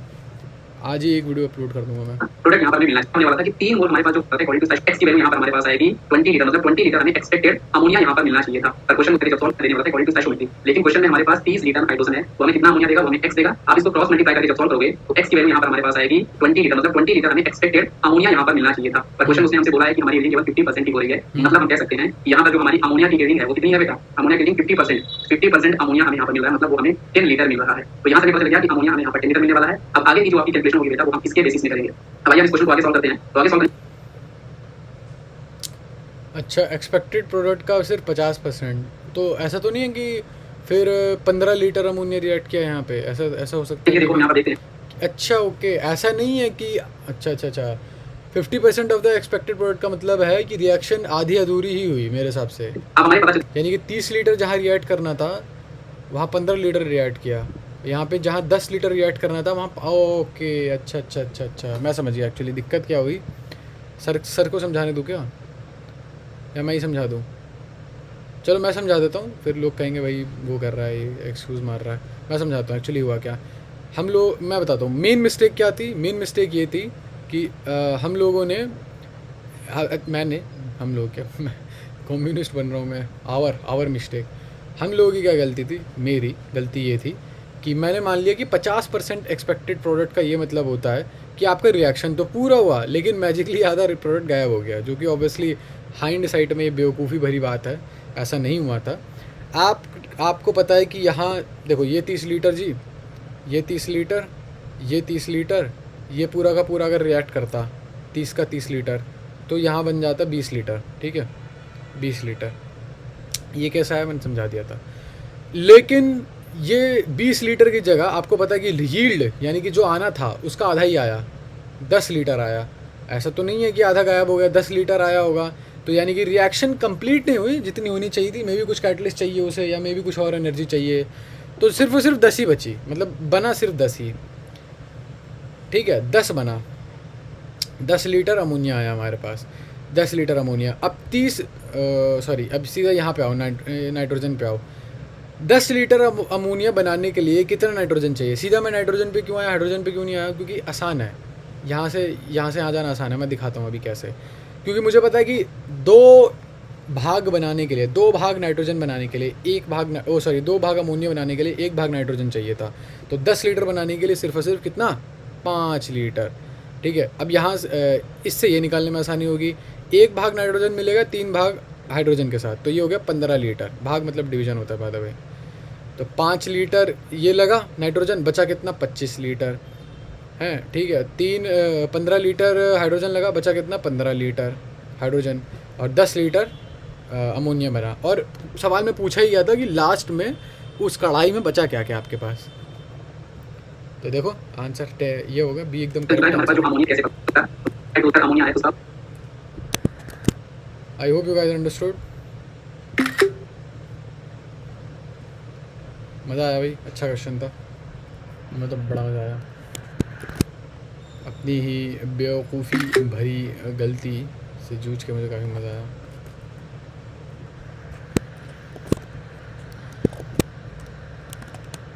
अरे भाई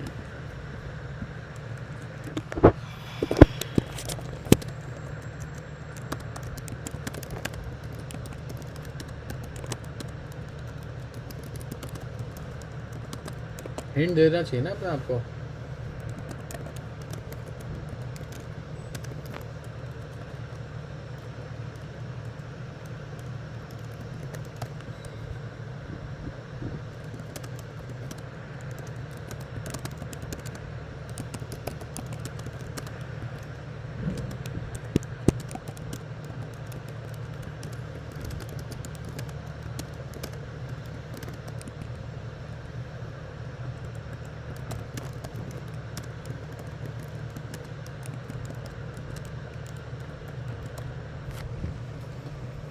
ठीक है, question number 22, roll number 21। Sorry, it was a nice show. ले लेंगे एक हल्का सा ब्रेक, ले लेंगे। चलो थोड़ा पानी वानी भर के लाया मैं, ठीक है। आप लोग भी थोड़ा 5 मिनट का ब्रेक ले लेते हैं।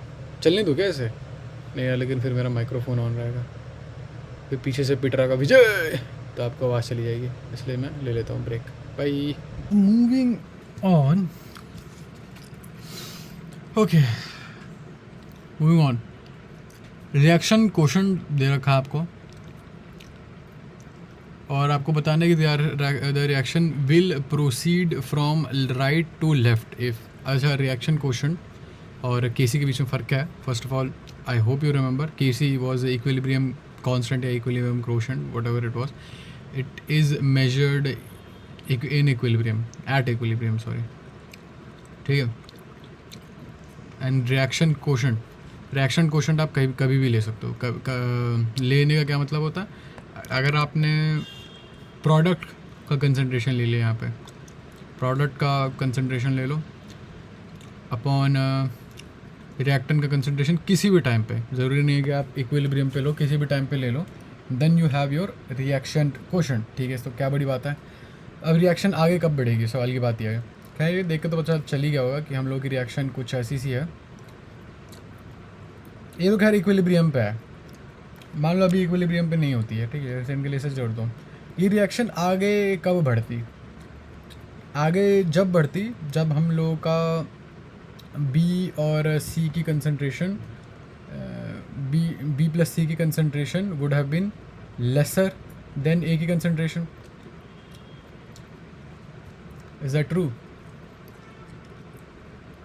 आई don't think so, that doesn't sound right. अच्छा रुको एक सेकंड, ठीक है, इसे मैं क्यूसी मान रहा हूँ, ठीक है। ये इक्विलिब्रियम चेस करना चाह रहा है, ठीक है। ये केसी को B not C not upon ए,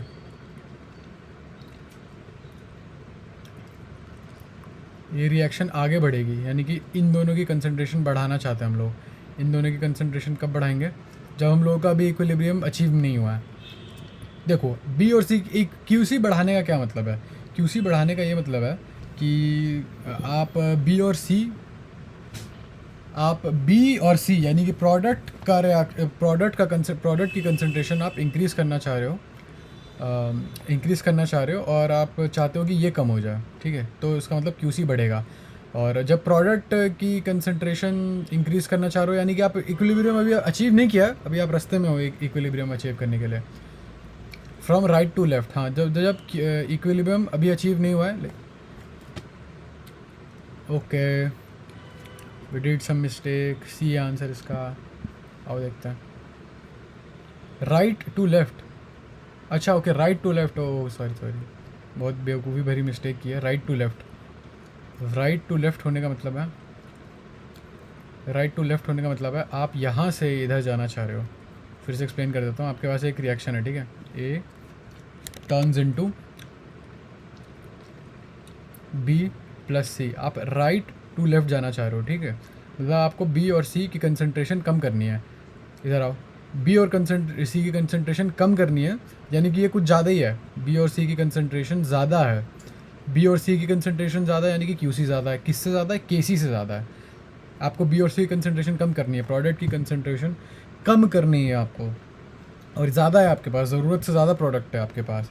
इसका मतलब आप क्यूसी यानी कि रिएक्शन कोशेंट ज़्यादा है, समझ हो ना, तो इसलिए सी होना चाहिए था आंसर। और हमने लेफ़्ट टू राइट कर दिया था, राइट टू लेफ्ट किया। इट्स ओके, ऐसी छोटी मोटी गलतियाँ तो होती रहती हैं। हाइड्रोलिसिस ऑफ सुक्रोज दे रखा है, आपको पता है सुक्रोज टूट के ग्लूकोज फ्रक्टोज बनाता है। इक्विलिब्रियम कांस्टेंट भी दे रखा है आपको, डेल्टा आर जी नॉट निकालना है। ओके, तो लास्ट वीडियो में मैंने कहा था जो जो चीज़ें हमें नहीं आएंगी हम लोग ऐड करने वाले हैं, क्योंकि ऑब्वियसली ये हम बिना पढ़े चैप्टर कर रहे हैं। तो हम लोग की पहली चीज़ थी लास्ट वीडियो की मल्टीपल इक्विलिब्रियम कॉन्स। देखो जब जैसे K2 K3 K4 कैसे, मान लो दो रिएक्शन दे रखी हैं, तो उन दोनों का K1 K2 मल्टीप्लाई कब होता है, डिवाइड कब होता है। खैर ये तो हमने लास्ट में सॉल्व कर लिया था, इसलिए मैं उसको क्रॉस आउट कर देता हूँ। दूसरी चीज़ थी, दूसरी कन्फ्यूजन वाली चीज़ है, ये जो नई चीज़ है, ये डेल्टा आर जी नोट क्या होता है। I have no clue, Gibbs free energy है इतना तो पता है मेरे को, बट इसे कैसे सॉल्व करते हैं मुझे कोई आइडिया नहीं है।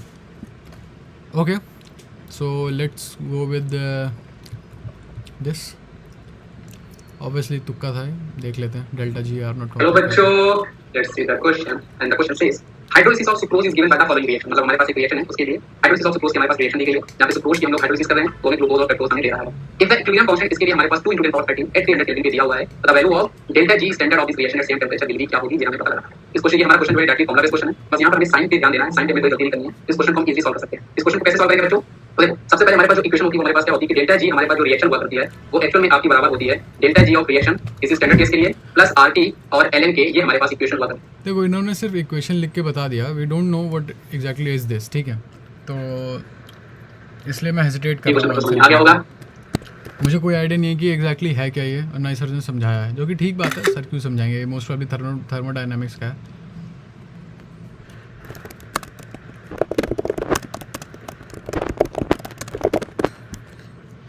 तो जब भी थर्मोडायनेमिक्स करेंगे मैं तभी कर पाऊँगा, क्योंकि अब मैं पॉज करके है वीडियो पॉज करके तो जाने नहीं वाला थर्मोडायनेमिक्स पढ़ने के लिए। ऐसे तो कितनी सारी चीज़ें आएंगी जो नहीं आने वाली हैं, सब थोड़ी कर पाएंगे। विच of the following statement is correct for a reversible process, ये भी वही थर्मोडायनेमिक्स है, थर्मोडायनेमिक्स वाला पार्ट है ये। अब सारे थर्मोडायनेमिक्स वाले पार्ट हैं क्या यार, पहले वही कर लेना चाहिए था क्या।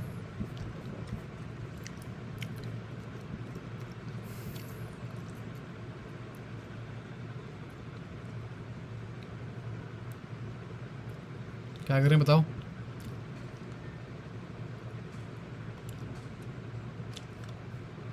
इसमें एक चीज़ पता है मेरे को, केपी जब क्यू के बराबर होता है, यानी कि आपका रिएक्शन कोशेंट जो है वो आपके इक्विलिब्रियम कांस्टेंट के बराबर रहता है, तब आप इक्विलिब्रियम पे हो, तो सी का सेकंड होना चाहिए। सी का सेकंड यहाँ पे है ना, ये स्पॉन्टेनियस होना चाहिए, तो ए का फोर्थ हो सकता है, मे बी सी हो आंसर।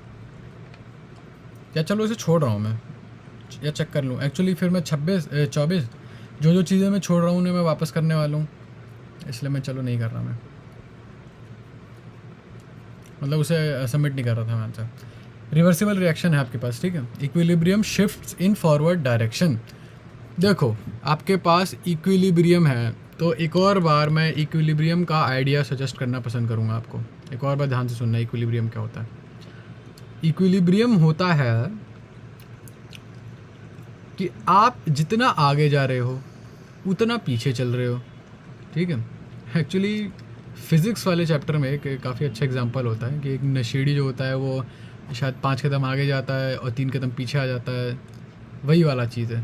तो आप एक ड्यूरा ड्रंक फैला, इक्विलिब्रियम का मतलब है जितना आप आगे जाओगे उतना आप पीछे आने वाले हो, जितनी रेट से आगे जा रहे हो उतना रेट से पीछे जाओगे, ठीक है।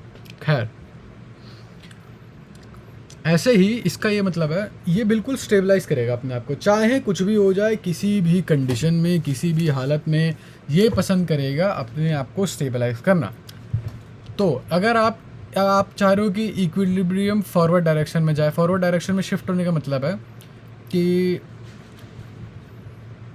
इस डायरेक्शन में जाना शुरू हो जाए, अभी तो खैर दोनों डायरेक्शन में जा रहा है, इस डायरेक्शन में ज़्यादा जाए। इस डायरेक्शन में ज़्यादा क्यों जाएगा भाई, जब इक्विलिब्रियम में, मैं बताता हूँ, हो सकता है कोई अनफोर्सिंग सिचुएशन।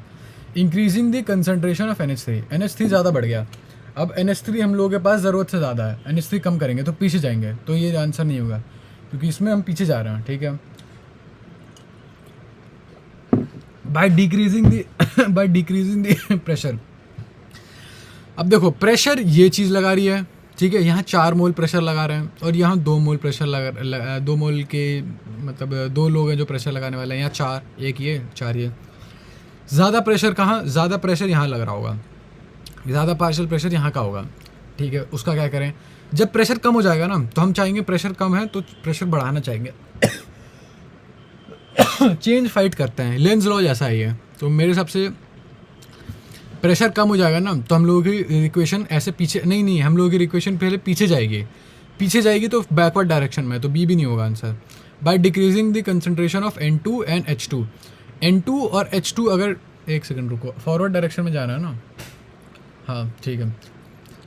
अगर आप N2 और H2 की कंसंट्रेशन जो है कम कर दोगे तो हम चाहेंगे कि कंसंट्रेशन बढ़े, इन दोनों की कम नहीं होनी चाहिए भाई, कुछ भी ऊपर नीचे नहीं होना चाहिए, सब बराबर। तो आप रिएक्शन फिर से पीछे तोड़ दोगे, NH3 को पीछे तोड़ने लगोगे, तो बचा आपका ये D।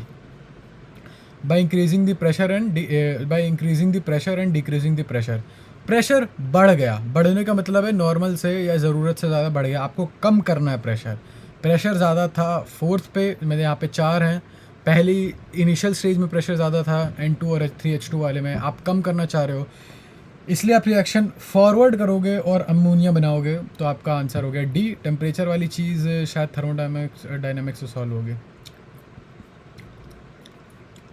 आपको एक्सोथर्मिक रिएक्शन दे रखा है, ठीक है, 2 रिएक्शन कांस्टेंट दे रखे हैं। अच्छा एक और बात, रिएक्शन कांस्टेंट जो है ना वो टेम्परेचर पर डिपेंड करता है, आपका किस टेम्परेचर पे कैसा होगा रिएक्शन कांस्टेंट, वो मतलब अलग अलग टेम्परेचर पे अलग अलग रिएक्शन कांस्टेंट मिलने वाला आपको। ठीक है, assuming the heat of reaction is constant in temperature range between T1 and T2, it is readily observed that। अब मुझे फिर से वही थर्मोडायनामिक्स का है और थर्मोडायनामिक्स करनी बाकी रह रही है, तो इसे भी क्वेश्चन नंबर 28 को भी मैं स्किप करूँगा। और मैं अपने देखो, मैं अभी थोड़ी देर पहले आपको बताया ड्रिल करने हैं क्वेश्चन, जो क्वेश्चन हमसे नहीं हो रहे हैं उन्हें ड्रिल करेंगे हम। ड्रिल में हम सीधे सीधे थर्मोडायनामिक्स नहीं लिख सकते हैं, थर्मोडायनामिक्स बहुत बड़ा है, तो इतना बड़ा गोल नहीं रखना चाहिए, उसको ब्रेक करेंगे। तो मैं अपना लिख रहा हूँ ड्रिल, मतलब जो चीज़ें मुझे पढ़नी है, जो मुझे नहीं आती है, वो गया relationship between constant and temperature.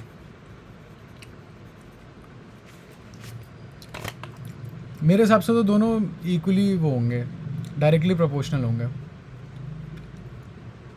चलो आगे देखते हैं।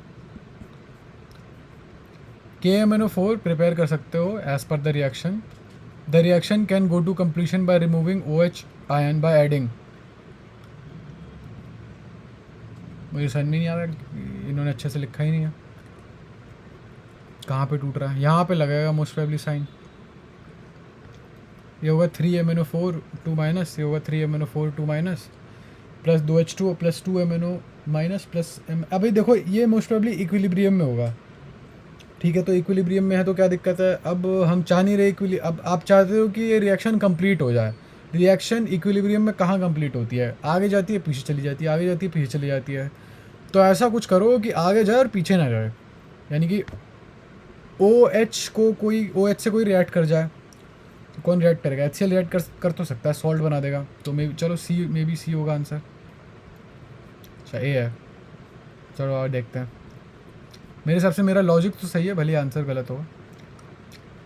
हेलो बच्चों, let's see the question and the question is KMnO4 can be prepared from K2MnO4 as per the reaction। हमारे पास method of preparation of KMnO4 given है, मतलब MnO4 2 माइनस यूज करके हम लोग यहाँ पर पोटेशियम परमैंगनेट को बना रहे हैं। इसके लिए हमारे पास ये क्वेश्चन दी हुई है। आपसे क्वेश्चन में ये पूछना चाह रहे हैं कि the reaction can go for the completion by removing OH minus ion by adding. मतलब हम ऐसा क्या करके इस रिएक्शन को कंप्लीशन की तरफ मूव कर सकते हैं, bye removing OH minus ion by adding. क्या ऐड करके हम इस रिएक्शन को और ज्यादा फॉरवर्ड डायरेक्शन में मूव कर सकते हैं और रिएक्शन को कंप्लीशन की तरफ मूव कर सकते हैं। इसका जो आंसर होगा बेटा, देखो यहाँ पर हम लोग SO2 जो है, SO2 एंड HCl दोनों का यूज नहीं कर सकते, क्योंकि दोनों ही हमारे यहाँ पर एक्ट कर रहे होते हैं एज अ रिड्यूसिंग एजेंट। ये दोनों ही बच्चों आपका यहाँ पर काम कर रहे होते हैं एज अ रिड्यूसिंग एजेंट। और SO2 HCl यूज नहीं कर सकते, रिड्यूस करेंगे वो। ठीक है, तो रिड्यूस हो जाए तो क्या हो जाए, क्या दिक्कत है रिड्यूस होने में। रिड्यूसिंग एजेंट का काम क्या होता है, ये हमारे सब्सटेंस को रिड्यूस करते हैं। अब यहाँ करेंगे बैकवर्ड डायरेक्शन में जाने के लिए, ये रिएक्शन को फेवर कर रहे होंगे हमारे बैकवर्ड जाने के लिए। अच्छा HCl, ओके HCl, अच्छा ठीक है, हमें बैकवर्ड नहीं जाना है, डायरेक्शन में जाने के लिए, क्योंकि दोनों हमारे रिड्यूसिंग एजेंट हैं। ये हमारे MnO4 माइनस को MnO4 2 माइनस में रिड्यूस करके रिएक्शन को बैकवर्ड डायरेक्शन में जाने के लिए फेवर करेंगे, इसलिए इन दोनों का हम यूज नहीं कर सकते। अब हम बात करते हैं KOH का। तो KOH हमारा काफी स्ट्रॉन्ग बेस होता है, कह सकते हैं, क्योंकि हमारा अल्काइल हाइड्रोक्साइड है। ये हमें डिसोसिएट होकर OH माइनस आयन देगा। अब आप रिएक्शन में देखोगे हमारे पास OH माइनस यहाँ पर ऑलरेडी प्रेजेंट है, तो होगा क्या यहाँ पर OH minus ion because of common ion effect. यहाँ पर क्या होगा बेटा, because of common ion effect के कारण ये जो इक्वेशन है ये भी फेवर पीछे जाने लगेगी। हाँ, क्योंकि OH ज़्यादा हो जाएंगे। ली चैटलियर से भी कर सकते हो, ले शैटलियर, ले शैटर, कुछ भी कर रही होगी आपकी बैकवर्ड डायरेक्शन को ज्यादा फेवर कर रही होगी। किसको फेवर कर रही होगी बेटा, या फिर फेवर कर रही होगी बैकवर्ड डायरेक्शन को। तो इसलिए हम लोग KOH को भी यूज नहीं कर सकते इस रिएक्शन को कंप्लीशन के लिए, क्योंकि कंप्लीशन के लिए हमें फॉरवर्ड डायरेक्शन में मूव करना है। ये तीनों ही नहीं है, सही जवाब इसका आपके पास ऑप्शन नंबर CO2 है, क्योंकि ना ये ऑक्सीडाइजिंग रेट का काम कर रहा होगा, ना तो रिड्यूसिंग का काम कर रहा होगा, और ये OH को इजीली से अब्सॉर्ब करके हमारे रिएक्शन को फॉरवर्ड डायरेक्शन में मूव करे। तो ऑप्शन नंबर CO2 है, क्योंकि ना ये ऑक्सीडाइजिंग रेट का काम कर रहा होगा, ना तो रिड्यूसिंग का काम कर रहा होगा, और ये OH को इजीली से अब्सॉर्ब करके हमारे रिएक्शन को फॉरवर्ड डायरेक्शन में मूव करेगा। ऑप्शन नंबर CO2 है, क्योंकि ना ये ऑक्सीडाइजिंग रेट का काम कर रहा होगा, ना तो रिड्यूसिंग का काम कर रहा होगा, और ये OH को इजीली से अब्सॉर्ब करके हमारे रिएक्शन को फॉरवर्ड डायरेक्शन में OH को अब्सॉर्ब कर लेगा, O2 को अब्सॉर्ब कर लेगा, हाइड्रोक्सिल को अब्सॉर्ब कर लेगा OH को, CO2।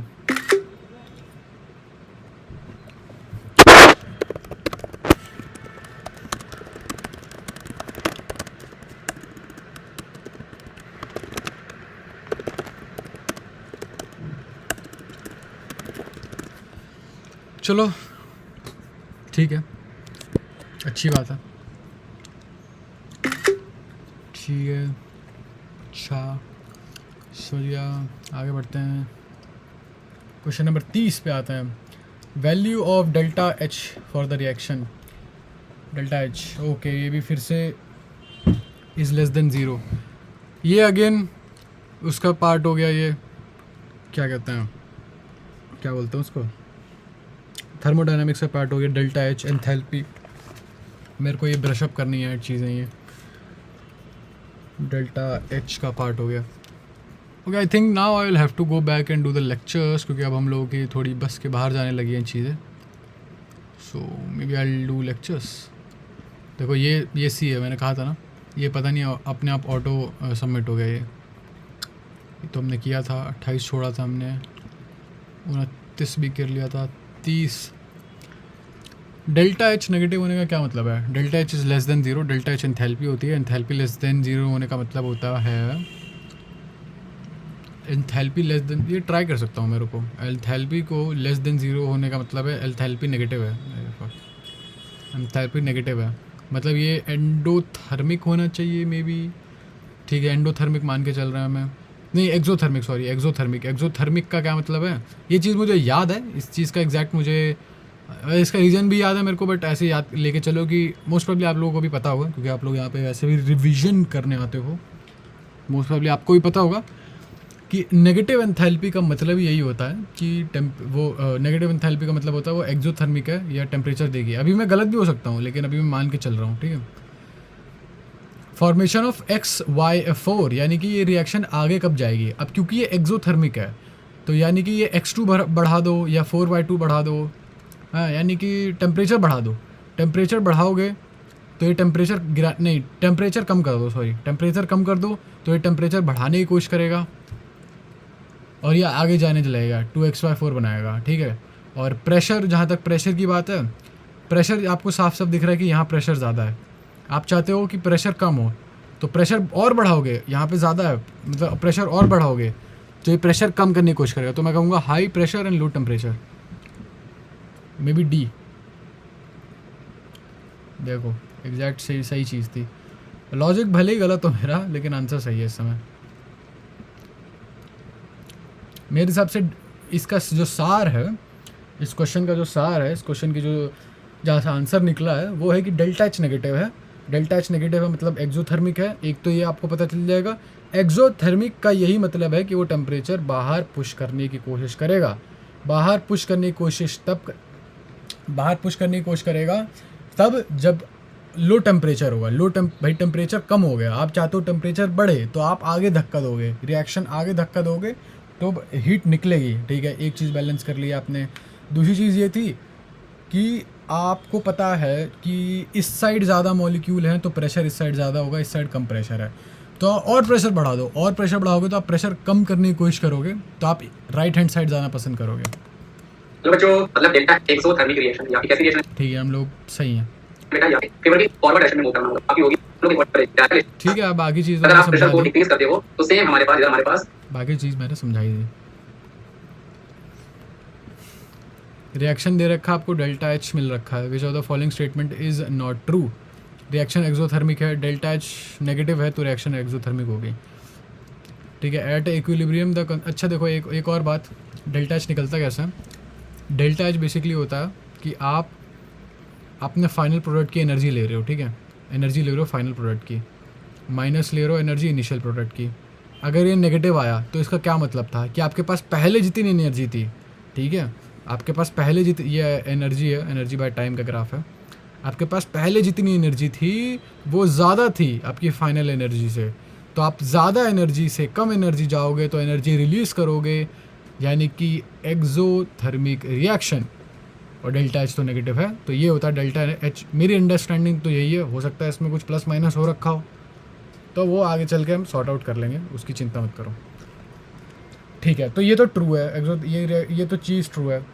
इक्विलिब्रियम पे concentration of CO2 and H2O are not equal, सही बात है। अगर इक्विलिब्रियम पे होगा, जब बाय द वे यहाँ पे इक्विलिब्रियम का साइन आना चाहिए, इक्विलिब्रियम पे CO2 अगर x होगा तो H2O 2x होगा, H2O क्योंकि दुगना है यहाँ पे स्टोइकोमेट्रिक कोफिशिएंट, तो ये भी सही है। इक्विलिब्रियम कांस्टेंट मिलेगा इस रिएक्शन से बाय Kp = CO2, ठीक है, प्रोडक्ट। H2O क्यों नहीं लिया, क्योंकि वो लिक्विड है, प्योर लिक्विड है, नहीं लेते हैं। और CO2 का स्क्वायर नहीं होना चाहिए, ठीक है, O2 का स्क्वायर नहीं लिया इन लोगों ने तो ये गलत है, फिर C गलत है। O2 का स्क्वायर करना चाहिए था ना, क्योंकि यहाँ देखो 2O2 है। बाकी हो सकता है कुछ मिसप्रिंट हो रखी हो, तो बिल्कुल भी एक भी % चांस ना हो गलत होने का, इसलिए मैं डी भी देख लेता हूँ। एडिशन ऑफ CH4 और O2, CH4 O2 बढ़ाओगे ये हद से ज़्यादा हो जाएंगे। इक्विलिब्रियम का मतलब यही है, बैलेंस मेंटेन हो, तो आप कम करने की कोशिश करोगे, इसलिए आगे बढ़ोगे, राइट हैंड साइड बढ़ोगे। तो सी है, क्लियर कट आंसर आपका। Reaction of barium dioxide produces barium monoxide plus oxygen. Delta H है आपका पॉजिटिव। इसका क्या मतलब है? इसका मतलब कि एंडोथर्मिक, आपको एनर्जी चाहिए। डेल्टा एच का मतलब मैंने बता ही दिया था अभी थोड़ी देर पहले। एनर्जी आपको चाहिए, ठीक है। Pressure of O2 depends on, अच्छा, प्रेशर ऑफ O2 मतलब O2 का प्रेशर कब बढ़ेगा? आई वुड से O2 का प्रेशर तब बढ़ेगा, O2 का प्रेशर कब बढ़ेगा जब आप BaO2 बढ़ा दोगे। BaO2 बढ़ा दोगे तो ये बैलेंस करने के लिए, मतलब आप चाहोगे कि बैलेंस हो, तो ये नहीं है यार, एक सेकंड, तो ये ज़्यादा टूटने लगेगा, ज़्यादा टूटेगा तो O2 बढ़ जाएगा। तो मेरे हिसाब से तो A होना चाहिए। बाकी अगर टेम्परेचर इंक्रीज़ करोगे, हाँ, अगर मान लो आप टेम्परेचर इंक्रीज़ करते हो तो ये एंडोथर्मिक है। आपने टेम्परेचर इंक्रीज़ कर दिया, कहता है ओके वेरी गुड, मेरे को तो टेम्परेचर की ज़रूरत थी ही यार, तब भी ऑक्सीजन बढ़ जाएगा। ए और सी दोनों हो सकता है आंसर।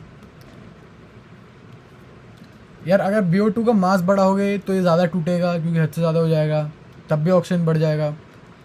सी करोगे तब भी ऑक्सीजन बढ़ जाएगा। मेरे हिसाब से तो ए और सी दोनों ही सही है। सी ए तो समझ ही गए होगे, BO2 है तो BO2 टूटेगा, ज़्यादा टूटेगा, ऑक्सीजन बढ़ जाएगा। बाकी अगर टेम्परेचर बढ़ाते हो इक्विलिब्रियम पे तो ये तो ऐसे एंडोथर्मिक है, तो ये तो चाहेगा कि ठीक है भैया आप मुझे और टेम्परेचर दीजिए, सॉरी और हीट दीजिए मुझे। आई विल गो विद ए। सी भी हो सकता है, जस्ट फॉर द रिकॉर्ड सी ही है आंसर। ए क्यों नहीं है? पॉज करके कमेंट करिए, बताइए मुझे।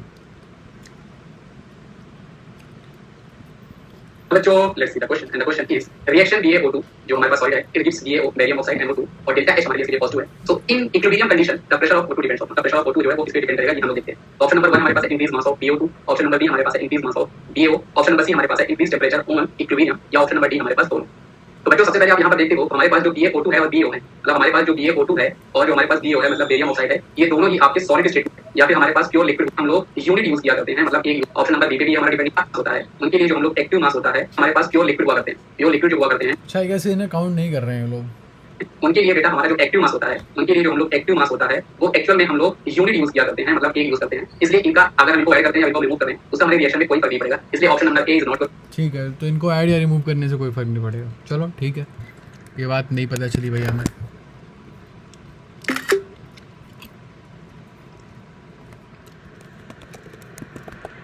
लेकिन ऐसा क्यों है, मेरे को ये जानना है। ठीक है,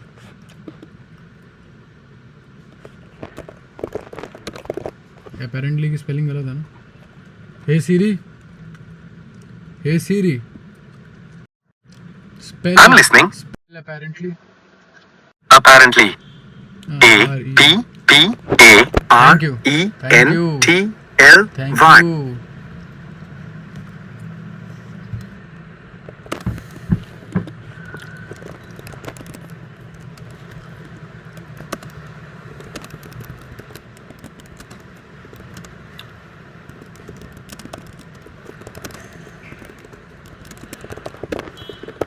ऐसा क्यों है?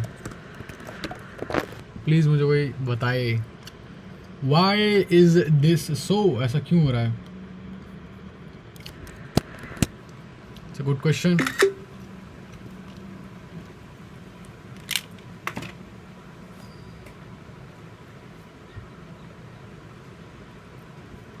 Moving on to the next question.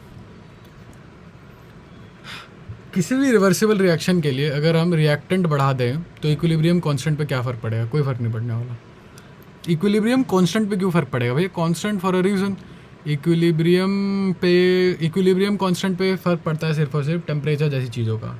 Temperature हो गया, और किस चीज़ का फ़र्क पड़ेगा पता नहीं, मेरे अभी तो मेरे दिमाग में टेम्परेचर ही आ रहा है, हो सकता है कोई और भी चीज़ हो भाई। According to Le Chatelier principle, heat add करने पे, अगर आप सॉलिड में हीट ऐड करते हो and liquid in equilibrium will cause the, एक सेकेंड, हीट ऐड करोगे solid and liquid will cause the, पता नहीं क्या कह रहा है। According to Le Chatelier's principle, adding heat to a solid and liquid in equilibrium will cause, अच्छा, देखो सॉलिड और लिक्विड इक्विलिब्रियम पे है कोई ऐसी चीज़ है जो सॉलिड से बन रही है और वही चीज़ लिक्विड में बदल जा रही है। जैसे कुछ एग्जांपल दो। एक एग्जांपल हो गया, आप आइस को मेल्ट कर रहे हो वाटर में, वाटर को फ्रीज कर रहे हो आइस में, ठीक है। टेम्परेचर बढ़ाओगे तो हम चाहते हैं कि टेम्परेचर कम, ऐसी स्टेज में जाए जहाँ टेम्परेचर कम हो रहा है, ठीक है। टेम्परेचर बढ़ाओगे, अब वैसे तो मेरे दिमाग, अगर इक्विलिब्रियम मेंटेन्ड है, ठीक है, आपके वैसे तो दिमाग में आ गया यार अगर बढ़ाओगे टेम्परेचर बढ़ाओगे तो पानी बन जाना चाहिए। आई गेस मैंने एग्जांपल ही ख़राब लिया था। बाकी इंपॉर्टेंट चीज़ ये है कि इक्विलिब्रियम में है, तो इसका मतलब जैसे आप टेम्परेचर बढ़ाओगे आप जाना चाहोगे ऐसे टेम्परेचर पे जहाँ टेम्परेचर कम हो, और टेम्परेचर कम होता है सॉलिड की साइड। तो मेरे हिसाब से तो amount of solid, amount of liquid to decrease, मेरे हिसाब से। देखता है मैं रीजन देख लेता हूँ। हेलो बच्चों, let's see the question and the question is according to Le Chatelier principle adding heat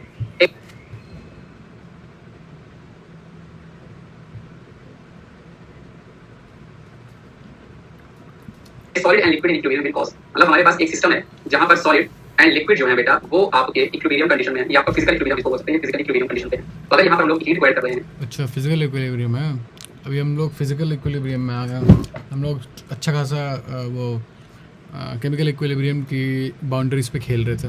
तो क्या चेंजेस इसमें आएगा?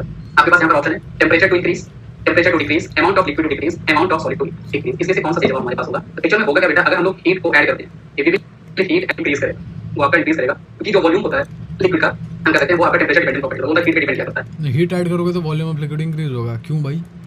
कोई मुझे समझाएगा ये? इंक्रीज करेगा, वो आपका इंक्रीज करेगा, क्योंकि जो वॉल्यूम होता है लिक्विड का, हम कह सकते हैं वो आपका टेंपरेचर डिपेंडेंट प्रॉपर्टी होता है, वो हीट पे डिपेंड करता है। तो हमारा जो वॉल्यूम ऑफ लिक्विड है वो इंक्रीज करेगा, या फिर हम लोग बोल सकते हैं और अमाउंट ऑफ जो आपका सॉलिड है, अमाउंट ऑफ आपका जो सॉलिड है वो एक्चुअल में सॉलिड को हमें डिक्रीज करना पड़ेगा, क्योंकि सिस्टम हमारा इक्विलिब्रियम है। अगर हम वॉल्यूम ऑफ लिक्विड इंक्रीज कर रहा होगा, हम कह सकते हैं अमाउंट ऑफ सॉलिड को डिक्रीज, और अमाउंट ऑफ सॉलिड को डिक्रीज करने का मतलब ये है कि हमारी रिएक्शन जो है वो आपकी फॉरवर्ड डायरेक्शन में मूव कर रही होगी, वो आपकी रिएक्शन जो है वाई दो वाई वो आपकी फॉरवर्ड डायरेक्शन में मूव कर रही होगी, मतलब वो फॉरवर्ड डायरेक्शन को फेवर कर रही होगी। तो इस हिसाब से अच्छा देखो, हीट ऐड करने का मतलब है वॉल्यूम बढ़ रही है, क्योंकि हीट एक्सपैंड थिंग्स, ऐसा है क्या?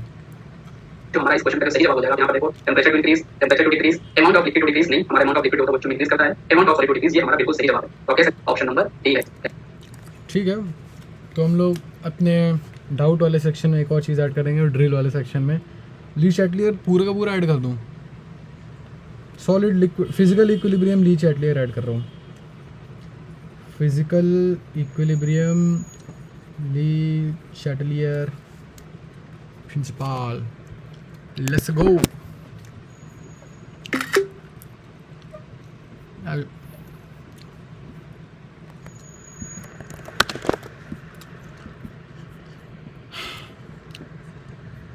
चलो वन मोर क्वेश्चन डाउन, आगे बढ़ते हैं। हम लोग का गोल रहेगा 50 क्वेश्चन तक पहुंचना। वैसे तो इसमें 114 क्वेश्चन है, बट हम लोगों को ये चीज़ें, डाउट वाली चीज़ें भी तो कवर करनी है। विच of the following information can be obtained on the basis of Lee Chatelier principal? इसमें से कौन सी इन्फॉर्मेशन आप obtain कर सकते हो ली चैटलियर प्रिंसिपल पे? I don't know. आप इक्विलिब्रियम कांस्टेंट निकाल सकते हो केमिकल रिएक्शन का, कैसे निकालोगे? That's a good question, I have no idea. Dissociation constant निकाल सकते हो क्या वीक एसिड का? I don't know. Let's go with this, थोड़ा फैंसी लग रहा था ये। हेलो बच्चों, let's see the question and the question is which one of the following information can be obtained on the basis of Lee Chatelier principal? Lee Chatelier principal जो कि हमारी chapter का बहुत इंपॉर्टेंट प्रिंसिपल है, बहुत important concept है। हम उस कांसेप्ट का यूज किसके लिए करते हैं ये हमें बताना है। हमारे पास इसके ऑप्शन है dissociation constant of Lee Chatelier डालना नहीं चाह रहा हूँ एक्चुअली, क्योंकि ली चैटलियर अच्छा खासा बड़ा हुआ है टॉपिक है, मुझे पूरा पढ़ना पड़ जाएगा वो। चलो कोई नहीं, पढ़ लेंगे। ऑप्शन सी है equilibrium constant of the chemical reaction, या फिर option number D shift in equilibrium position on changing value of a constant. I have no idea what is constant.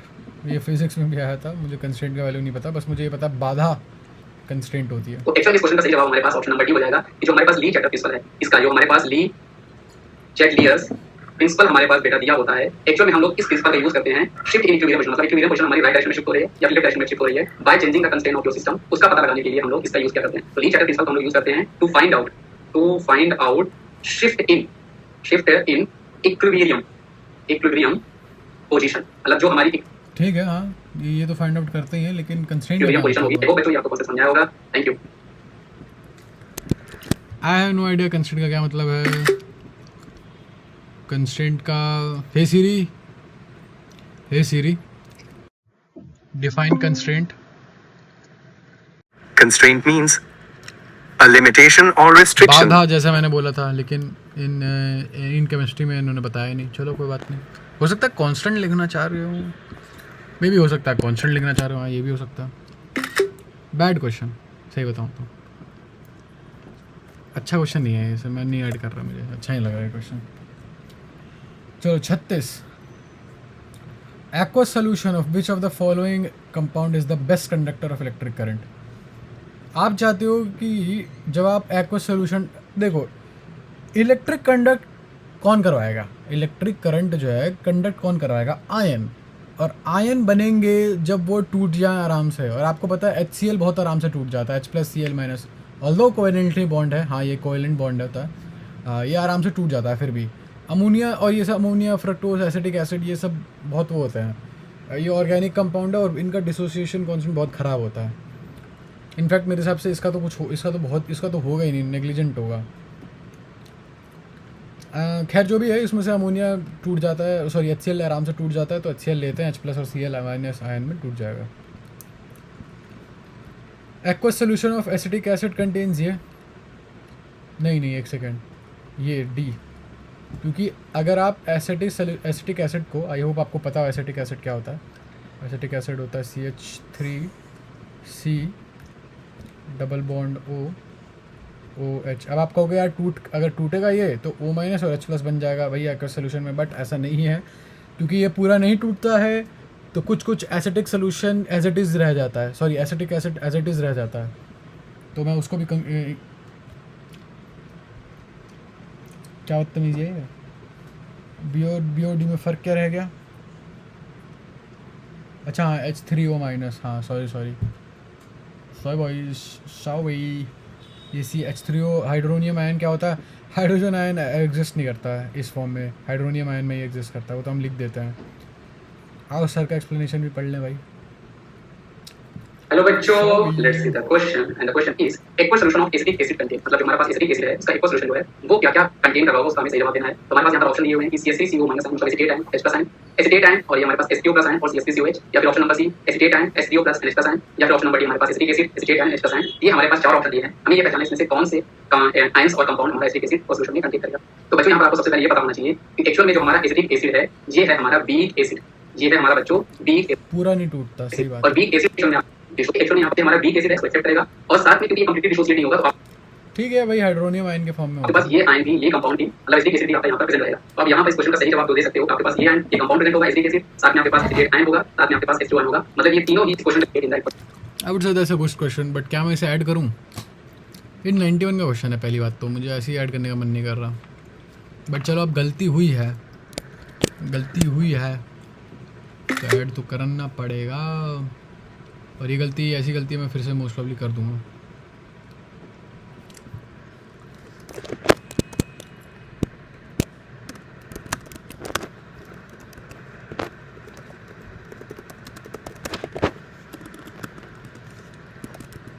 Answer क्या है इसका?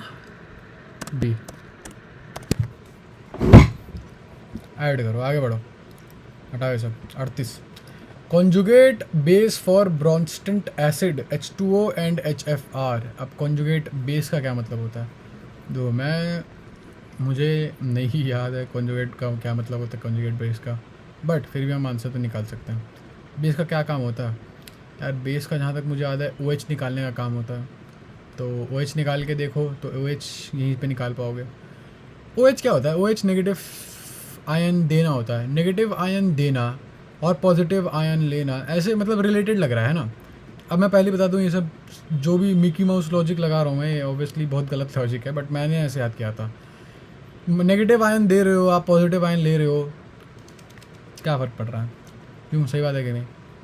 तो इसमें इसको हाइड्रोनियम बना लो और इसको H2F बना लो, कर सकते हो ऐसा। पॉजिटिव चार्ज क्योंकि ओके, तो ऑब्वियसली गलत है ये। Conjugate base for Bronsted acids, अच्छा ओके। चलो इसी बहाने हम लोग का ब्रॉन्स्टेड और लोरी कॉन्सेप्ट रिवाइज हो जाएगा. हेलो बच्चों, let's see the question and the question is conjugate base और Bronsted cases H2O and HF. मतलब हमारे पास यहाँ पर H2O और HF दिया हुआ है, इसके लिए हमें कॉन्जुगेट बेस निकालना है. तो इसका क्या सही जवाब होगा? हमारे पास ऑप्शन दिए है HCO plus and H2F plus respectively, OH minus and H2OF plus respectively, HCO plus F minus respectively and OH minus F minus respectively. तो हमारे क्लोरीन चैप्टर में एसिड बेस की हमारे पास थ्योरी दी हुई है, जहाँ पर हमारे पास आर्सेनियस, ब्रॉन्स्टेड एसिड बेस और लुईस एसिड बेस तीन तरह के हमारे पास देखो theory. 3 तो हमारे एसिड के एसिड को ना 3 अलग अलग टाइप में वो कर रखा था हम लोगों ने. अलग अलग टाइप तो नहीं कहूँगा मैं, बट अलग अलग डिस्टिंक्शन कर रखी थी. कॉन्जुगेट बेस ही तो बनाना था यार क्यों क्यों गड़बड़ कर दी हमने. तो ब्रॉन्स्टेड हमारे पास ये पक्का एसिड वो होता है जो H प्लस को डोनेट करता है. अच्छा ब्रॉन्स्टेड एसिड बेस थ्योरी क्या था? अच्छा फिर एक सेकंड रुक दो, पहले मैं लिख दूँ.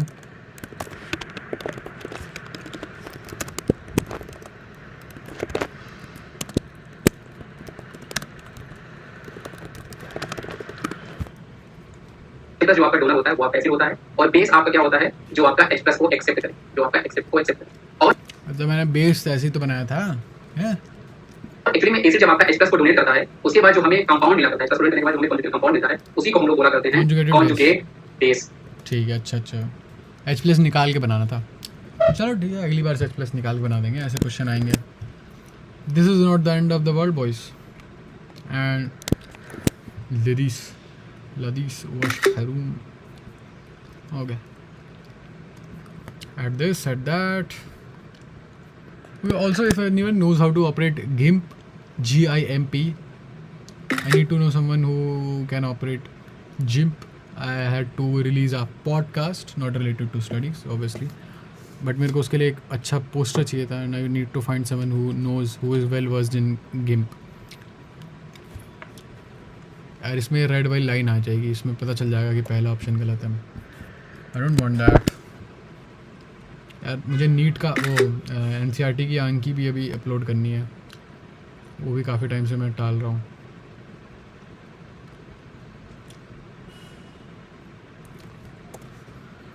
I should not do that. Oh hi Mark.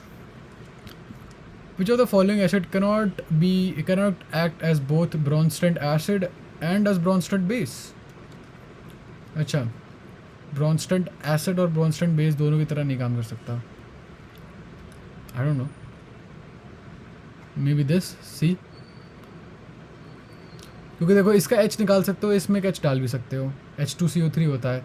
इसका H निकाल सकते हो, NH2 नेगेटिव, और इसमें एक डाल भी सकते हो, NH4 पॉजिटिव अमोनियम आयन. इसमें भी एक H निकाल सकते हो, एक H डाल भी सकते हो, लेकिन इसमें H2Cl कुछ नाम के H2Cl करके कुछ नहीं होता. आई डोंट थिंक सो. H2Cl हाँ करके नहीं होता.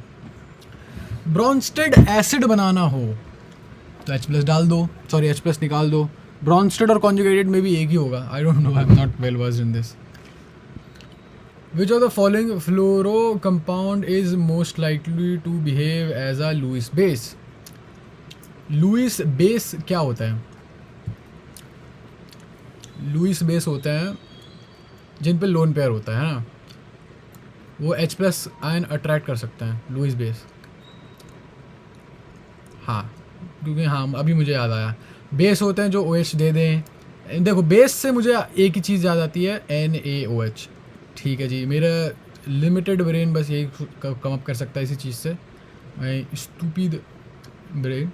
NaOH मुझे पता है, NaOH हाइड्रोक्सिल आयन दे सकता है.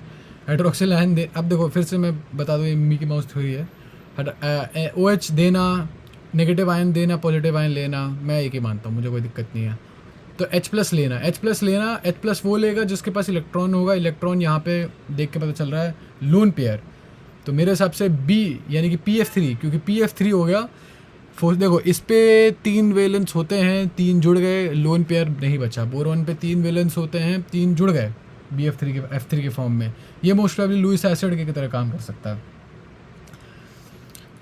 PF3 की बात करो, PF3 पे लोन पेयर है कैसे? 5 इसके वैलेंस इलेक्ट्रॉन हो गए, 3 ने बॉन्ड बना लिया फ्लोरीन के साथ, 3 अलग अलग फ्लोरीन के साथ, बचे 2, यानी कि एक हमने पास एक लोन पेयर आ गया.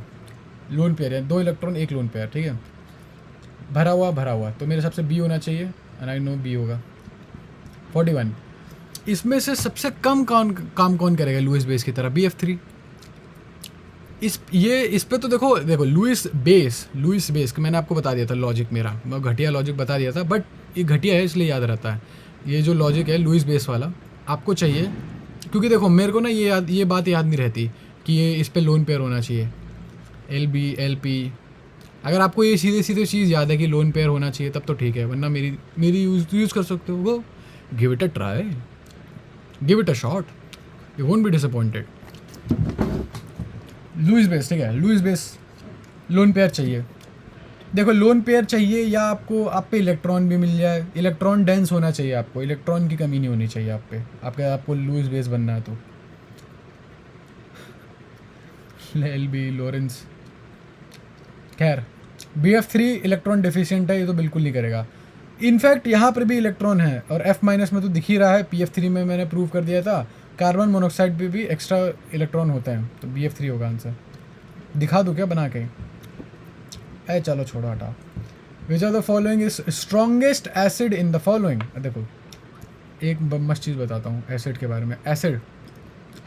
एसिड आपको पता है H+ देगा, ठीक है, H+ देगा, जो भी XH होगा वो H+ देगा, तो उस पर एक नंबर चढ़ जाएगा, है ना, उस पर -4 चढ़ जाएगा। अच्छा यार मुझे याद है कि हाईएस्ट ऑक्सीडेशन नंबर जिसका भी होता है, हाईएस्ट ऑक्सीडेशन नंबर जिसका भी होता है वो शायद सबसे ज़्यादा एसिडिक होता है, ऐसा कुछ लॉजिक याद सा आ रहा है मेरे को। आई am not completely sure but ऐसा कुछ तो होता है। अच्छा कोई नहीं, रुको एक सेकंड, सोचने दो मुझे। H+ दे के सबसे ज़्यादा स्टेबल कौन होगा, पहले वो देखते हैं। HClO4 के बारे में बात करते हैं। HClO4 इसकी देखते हैं। इस पे हो गया कितना, 7+7 का वो हो गया ऑक्सीडेशन स्टेट। कैसे निकालता है? देखो ऑक्सीजन का -2 होता है चार्ज, 4 2 ज़ा 8, -8, और हाइड्रोजन पे होता है +1, तो क्योंकि हाइड्रोजन ऑब्वियसली इलेक्ट्रॉन देना ही प्रेफर करता है, तो +1 चार्ज आ गया इस पर, ऑक्सीडेशन स्टेट सॉरी, +1 -8 हो गया +7, ठीक है। आओ H2SO3 हो जाएगा +4, है ना। H2SO4 देख लो, ये हो जाएगा +6। HClO3 ये हो जाएगा 3 +5, ठीक है। इसमें से सबसे ज़्यादा ज़रूरत किसको है स्टेबिलिटी की? देखो सबसे ज़्यादा स्टेबल तो H2SO3 होगा, +3 ऑक्सीडेशन स्टेट जितना 0 के पास आएगा, क्योंकि आप चाहते हो, आप बिल्कुल स्टेबल होना चाहते हो ना, आप पे कुछ चार्ज हो ना कुछ हो, आप स्टेबल होना चाहोगे, ठीक है। स्टेबल कन्फिगरेशन नहीं, स्टेबल एलिमेंट चाह रहे हो आप, तो आप पे 0 ऑक्सीडेशन चार्ज हो तो बढ़िया है, तो 0 के आसपास तो शायद यही है। और एक बार ये चला जाएगा, एक सेकंड, नहीं यार मुझे नहीं पता मैं क्या बोल रहा हूँ, आई don't no, I will go with, मुझे बस इतना याद सा आ रहा है कि हाईएस्ट ऑक्सीडेशन स्टेट वालों को वो सबसे ज़्यादा अच्छा H+ दे देता है, तो मैं कहूँगा HClO5। मुझे इसका रीज़न नहीं पता ऑनेस्टली, फिर भी थोड़ा पॉन्डर करते हैं इसके ऊपर, रुक जाओ। H+ दे देता है, ठीक है, H+ देने में मतलब बहुत अच्छा है, बहुत आगे H+ देने में, ठीक है। अच्छा नहीं सॉरी, ऑक्सीडेशन स्टेट थोड़ी बदलेगी, नहीं ऑक्सीडेशन स्टेट +1 ही रहेगी, इसके जाने के बाद भी हाँ +1 ही रहने वाली है। क्यों? ये जाएगा चार्ज कितना हो जाएगा ओवर, +1 का चार्ज हो जाएगा, ठीक है, समझ रहे हो ना। अगर आपको ये सब नहीं आ रहा ना, तो जो भी हो ऑक्सीडेशन की एक छोटी सी वीडियो देख लो, पॉज करो, वीडियो देखो, ऑब्वियसली बात सुनने के बाद पॉज करना, पॉज करो, कोई और वीडियो देख लो ऑक्सीडेशन के ऊपर, छोटी सी किसी की भी वीडियो देख लेना। एक कौन सी टीचर है यार, मैं भूल गया, she is from south, she has a very nice channel, बहुत ही प्रैक्टिकल वीडियोज़ मैं तो कहूँगा, एकदम straight to the point videos होती है उनकी, और अच्छी वीडियोज़ होती हैं उनकी, वीडियोज़ देख लेना ऑक्सीडेशन स्टेट के ऊपर। और आपको अगर एक इंटुइटिव सेंस चाहिए तो ऑब्वियसली खान अकेडमी की वीडियो देख लेना, छोटी छोटी वीडियोज़ होंगी दोनों की, देख लेना, वापस आना यहाँ पे, फिर करेंगे क्वेश्चन। अच्छा वो छोड़ो, मैं कह रहा हूँ +7 का ऑक्सीडेशन स्टेट है उस पर, ठीक है। पहले देख लूँ मैं सही भी हूँ या गलत ही हूँ। मैं हूँ तो देखो सही में, I have never been wrong. Hello बच्चों, let's see the question and the question is which is the strongest acid in the following. मतलब हमारे पास ये चार कंपाउंड दिए हुए हैं, ऑक्सो एसिड वाला कॉन्सेप्ट टीचर होता है वो बेटा आपका डायरेक्टली प्रोपोर्शनल होता है electronegativity of central atom. क्यों, लेकिन क्यों ऐसा, ये तो बताओ क्यों है ऐसा। सेंट्रल एटम पहला कॉन्सेप्ट यहाँ पर आपको ये यूज करना पड़ेगा इस क्वेश्चन में। मतलब जो हमारे ऑक्सो एसिड कंपाउंड होते हैं, जो फास्फोरस के ऑक्सो एसिड हो गए, सल्फर के ऑक्सो एसिड हो गए, या फिर हेलोजन के हमारे पास क्लोरीन के ऑक्सो एसिड हो गए, तो इनके लिए हम एक क्या कॉन्सेप्ट लगाते हैं, इनका जो एसिडिक नेचर होता है ये डायरेक्टली प्रोपोर्शनल होता है electronegativity of central atom. तो यहाँ पर आप देखोगे बेटा, यहाँ पर हमारे पास सेंट्रल एटम क्या है, क्लोरीन है और हमारे पास सल्फर है। तो जिस केस में क्लोरीन आपका सेंट्रल एटम होगा वो आपका ज्यादा एसिडिक होगा एज कंपेयर टू सल्फर, क्योंकि क्लोरीन हमारा ज्यादा इलेक्ट्रोनेगेटिव होता है। एक हमें इसमें आता है। दूसरा कॉन्सेप्ट यहाँ पर हम यूज करेंगे वो होता है हमारे पास ऑक्सीडेशन नंबर। तो एक्चुअली इस केस में जो हमारा एसिडिक नेचर होता है, एसिडिक नेचर आपका होता है वो आपका डायरेक्टली प्रोपोर्शनल होता है ऑक्सीडेशन नंबर। ऑक्सीडेशन नंबर पहले तो ये ऑक्सो एसिड जो हो गया, एक बार इनका मतलब समझ लूँ मैं, रुक जाओ एक सेकंड।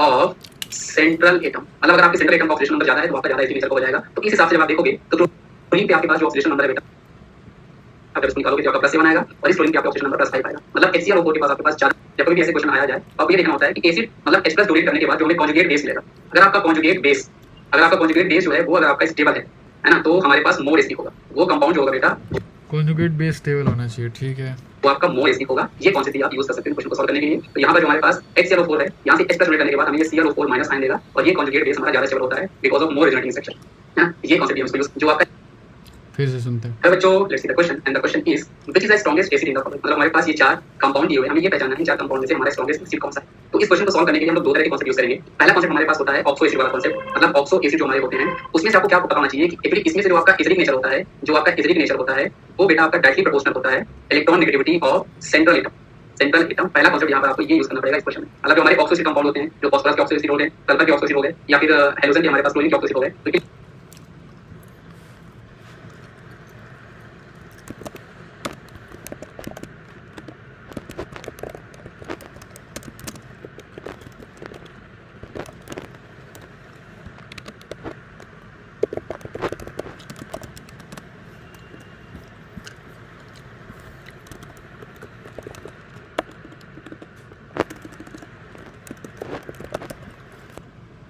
ऐसा कुछ लिखा भी नहीं था। फॉस्फोरस सल्फर भी एक ही ग्रुप के हैं, इसको भी अलग अलग क्यों लिखा मैंने। अच्छा ऑक्सो ऑक्साइड के, इससे अच्छा मैं डेफिनेशन ही देख लेता प्रॉपर। के लिए हम क्या कॉन्सेप्ट लगाते हैं, इनका जो एसिडिक नेचर होता है ये डायरेक्टली प्रोपोर्शनल होता है electronegativity of central atom. तो यहाँ पर आप देखोगे बेटा, यहाँ पर हमारे पास सेंट्रल एटम क्या है, क्लोरीन है और हमारे पास सल्फर है। तो जिस केस में क्लोरीन आपका सेंट्रल एटम होगा वो आपका ज्यादा एसिडिक होगा एज कंपेयर टू सल्फर, क्योंकि क्लोरीन हमारा ज्यादा इलेक्ट्रोनेगेटिव होता है। एक हमें ये समझ आता है। दूसरा कॉन्सेप्ट यहाँ पर हम यूज करेंगे वो होता है हमारे पास ऑक्सीडेशन नंबर। तो एक्चुअली इस केस में जो हमारा एसिडिक नेचर होता है, एसिडिक नेचर आपका होता है वो आपका डायरेक्टली प्रोपोर्शनल होता है oxidation number. Oxidation number Y क्यों, लेकिन ये तो बताओ।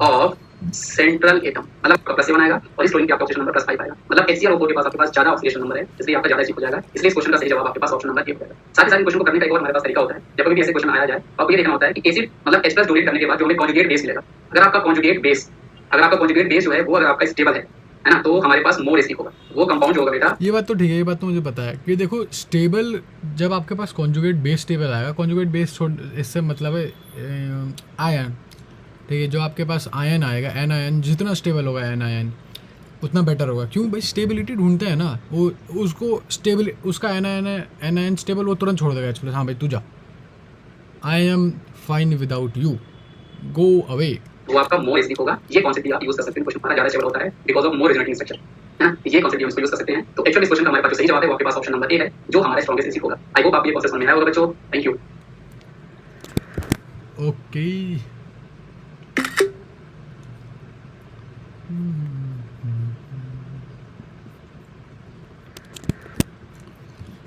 We are running out of time. जी हाँ, हम लोग टाइमर से पढ़ते हैं।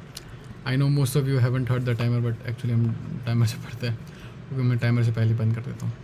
विच of the following molecule hydride acts as a Lewis acid. Lewis acid के लिए चाहिए आपको इलेक्ट्रॉन कम, जितने कम से कम इलेक्ट्रॉन हो सके। सी B2H6 में कम इलेक्ट्रॉन होता है, यहाँ पे ठीक ठाक होते हैं, यहाँ तो लोन पेयर होते हैं, यहाँ भी लोन पेयर होते हैं। कम इलेक्ट्रॉन चाहिए आपको, मतलब जितने कमी हो सकते हैं इलेक्ट्रॉन की, जितनी कमी हो सके, ताकि आप शायद OH अट्रैक्ट कर सको, में भी ऐसा कुछ होगा। इस एक बार सर का एक्सप्लेनेशन देख लेते हैं, क्योंकि मेरा अच्छे से एक्सप्लेनेशन नहीं दिया।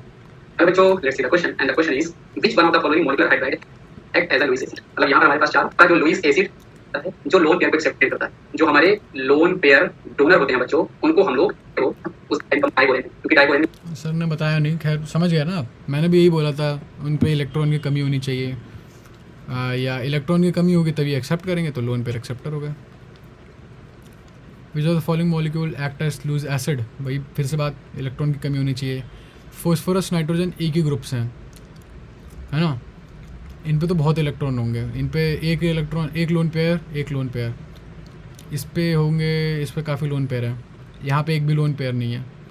इनफैक्ट इसका तो ऑक्टेट भी शायद कंप्लीट भी नहीं है, इसका डी का देख लेना आप।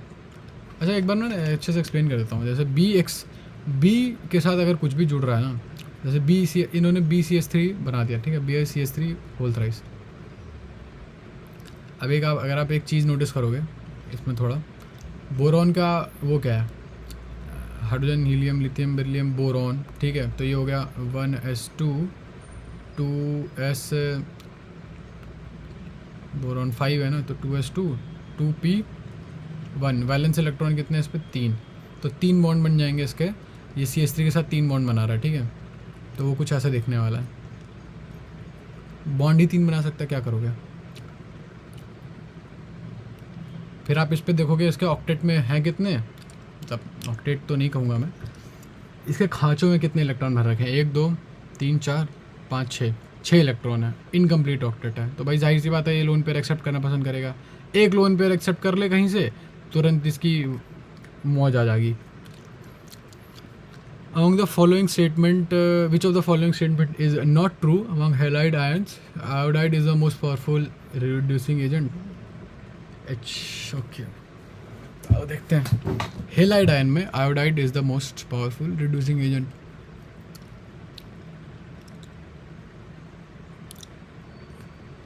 ये है हेलाइड आयंस, मतलब ऑब्वियसली फिर एक आया एस्टेंटीन भी होगा, बट छोड़ो से क्या ही करोगे। देखो reduction is gain of electron, तो इसमें सबसे ज़्यादा इलेक्ट्रॉन गेन करने का कौन कोशिश करेगा? हेलाइड आयन है, ऑलरेडी नेगेटिव चार्ज है इस पर। तो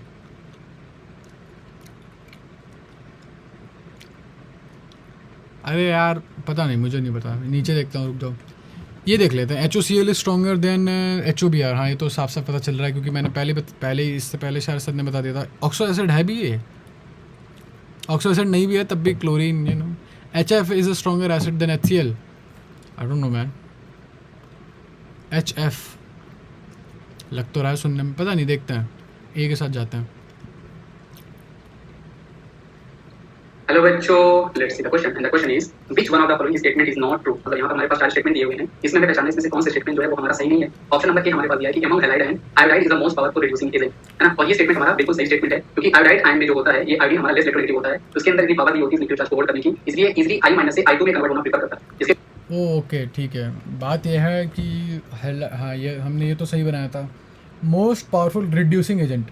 रिड्यूशन होता है, reduction is gain, RIG, reduction is gain of electron. आप सामने वाले को इलेक्ट्रॉन दे रहे हो तो आप में क्षमता होनी चाहिए इलेक्ट्रॉन छोड़ने की। भैया क्लोरीन इलेक्ट्रॉन नहीं छोड़ेगा, बहुत इलेक्ट्रोनेगेटिव है। फ्लोरीन फिर भी इससे तो थोड़ा कम वो है, क्षमता थोड़ी कम रखता है, लेकिन ठीक है ये नहीं छोड़ेगा, ये भी नहीं छोड़ना चाहेगा। लेकिन I- देखो, I- बहुत अनस्टेबल है। क्यों? एक तो बहुत बड़ा है, आयोडीन बहुत बड़ा होता है, एस्टेंटीन को में भी नहीं किया होगा, या हो सकता है इस पर शील्डिंग इफेक्ट लग गया होगा, वो छोड़ो। I- बहुत बड़ा है, I- बहुत बड़ा है, तो इलेक्ट्रॉन जो है बाहरी हिस्से में अच्छे से रिवॉल्व नहीं कर पाता, तो वो उसे छोड़ देता है आराम से स्टेबल होने के लिए, आयोडीन बनने के लिए। मे बी ये रीज़न हम कह सकते हैं इसका ऑक्सीडेशन नंबर है वो -1 से 0 में जाता है, मतलब ऑक्सीडेशन नंबर इंक्रीज होता है, वो इजीली ऑक्सीडाइज होना प्रेफर करता है, इसलिए वो हमारा पावरफुल रिड्यूसिंग एजेंट होता है। अगर हम दूसरे स्टेटमेंट की बात करते हैं कि fluorine is the only halogen that does not show a very, हाँ, फ्लोरीन की वेरिएबल ऑक्सीडेशन स्टेट नहीं होती है। ऑक्सीडेशन नंबर, ये भी हमारा बिल्कुल सही स्टेटमेंट है, क्योंकि फ्लोरीन जो होता है वो हमें most of the time -1 oxidation number दिया करता है। कभी कभी कुछ रेयर केसेस में ये हमें -2 ऑक्सीडेशन नंबर भी दे देता है, otherwise most of the time ये हमें -1 दिया करता है। ये स्टेटमेंट भी आपका बिल्कुल सही है। -2 क्यों नहीं दे पाता भाई? उस पर ना जब एक ही इलेक्ट्रॉन डाल दो ना, मैं मानता हूँ कि फ्लोरीन बहुत डेस्परेट है इलेक्ट्रॉन के लिए, लेकिन उस पर एक ही इलेक्ट्रॉन तुम डाल दो, उससे हैंडल ही नहीं होता, मतलब नेक्स्ट इलेक्ट्रॉन आएगा ही नहीं उसमें। डाल एक तो बहुत मुश्किल है, छोटा है बहुत, वो स्मॉल पीपी। आपको वेरिएबल ऑक्सीडेशन नंबर नहीं दिया करता कोई। अगर हम ऑप्शन नंबर सी की बात करते हैं, HOCl stronger acid than HOBr, ये भी हमारा बिल्कुल सही स्टेटमेंट है, क्योंकि अगर हम HOCl की बात करते हैं तो यहाँ पर हम लोग HOBr की बात करते हैं। सो एक्चुअल में यहाँ पर हमारा जो क्लीवेज ऑफ ये जो OH बॉन्ड होता है, क्लीवेज ऑफ OH बॉन्ड होता है, ये डिपेंड किया करता है difference of electron negativity, difference of electron negativity पे हमारा डिपेंड किया करता है। तो इसलिए बेटा यहाँ पर हमारा cleavage of this OH bond is more prefer as compared to HOBr। तो ये HOCl जो होता है वो हमारा स्ट्रॉन्गर एसिड होता है देन HOBr। ये स्टेटमेंट भी हमारे पास बिल्कुल सही है। ऑप्शन नंबर डी जो हमारे पास स्टेटमेंट है, यही स्टेटमेंट हमारे पास रॉन्ग है और यही इस क्वेश्चन का सही जवाब हो जाएगा। एक्चुअल में हमारे पास HCl जो होता है is a stronger acid, is a stronger acid than HF। ये जो आपका स्टेटमेंट है ये एक्चुअली इसका सही स्टेटमेंट होता है, क्योंकि जैसे जैसे हम लोग ऊपर से नीचे आते हैं, मतलब जैसे HF और फिर हमारे पास है HCl, फिर हमारे पास है HBr, फिर हमारे पास है HI। तो एक्चुअल में यहाँ पर इनकी जो बॉन्ड लेंथ है ये आपकी बढ़ती जाती है और because of increase of bond length it is easy to break, वो इजीली अच्छा ऐसा है, HF, सही बात है, सही बात है, सही बात है। तो HI अच्छा एसिड नहीं होगा।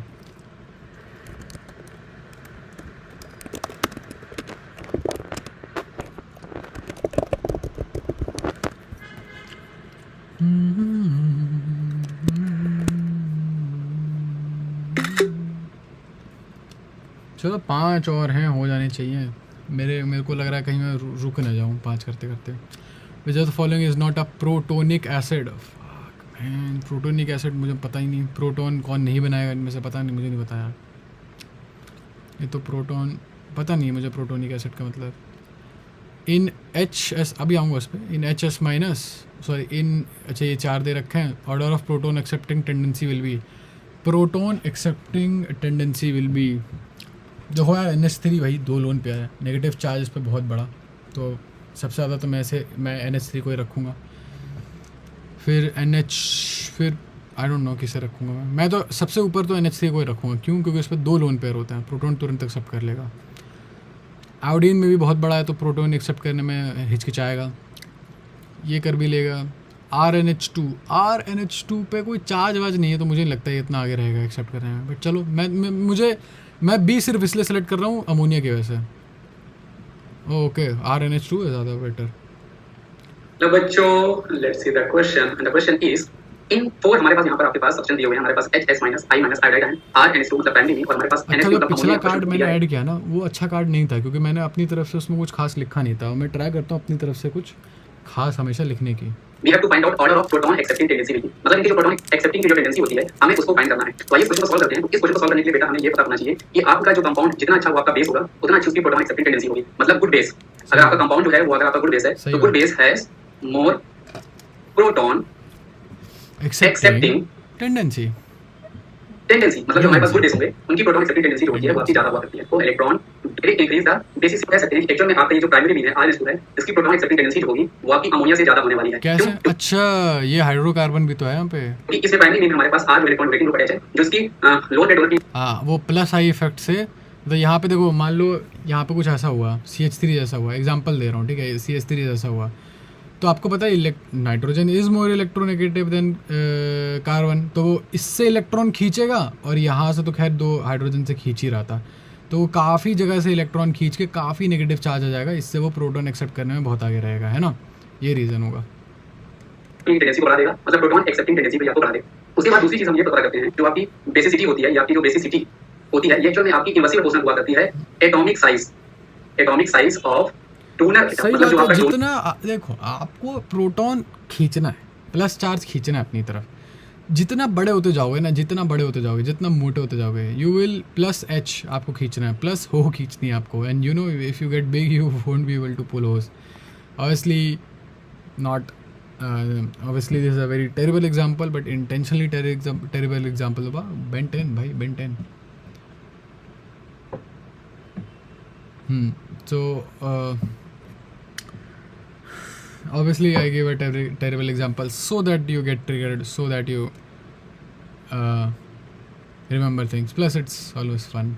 and I'm fat myself, so you know. Donor होता एटम हुआ करता है, उसके एटॉमिक साइज की वैल्यू प्रोपोर्शनल हुआ करती है आपकी बेसिसिटी। कहने का मतलब यहाँ पर ये है कि हमारे पास जो S माइनस है, यहाँ पर सल्फर की एटॉमिक साइज ज्यादा होगी, जिसके कारण इसकी बेसिसिटी मतलब H प्लस एक्सेप्ट करने की जो टेंडेंसी होगी वो आपकी कम हो जाएगी। सेम हमारे पास पैरेलल के साथ होगा, क्योंकि जैसे जैसे हम ग्रुप में ऊपर से लिखते हैं, तो आप इन दो कांसेप्ट को मिला के हमें ये सॉल्व करना है। सो थैंक यू बच्चों। चलो बढ़िया था, इजी था। अब ये भी ख़राब ऐड होने वाला है, क्यों?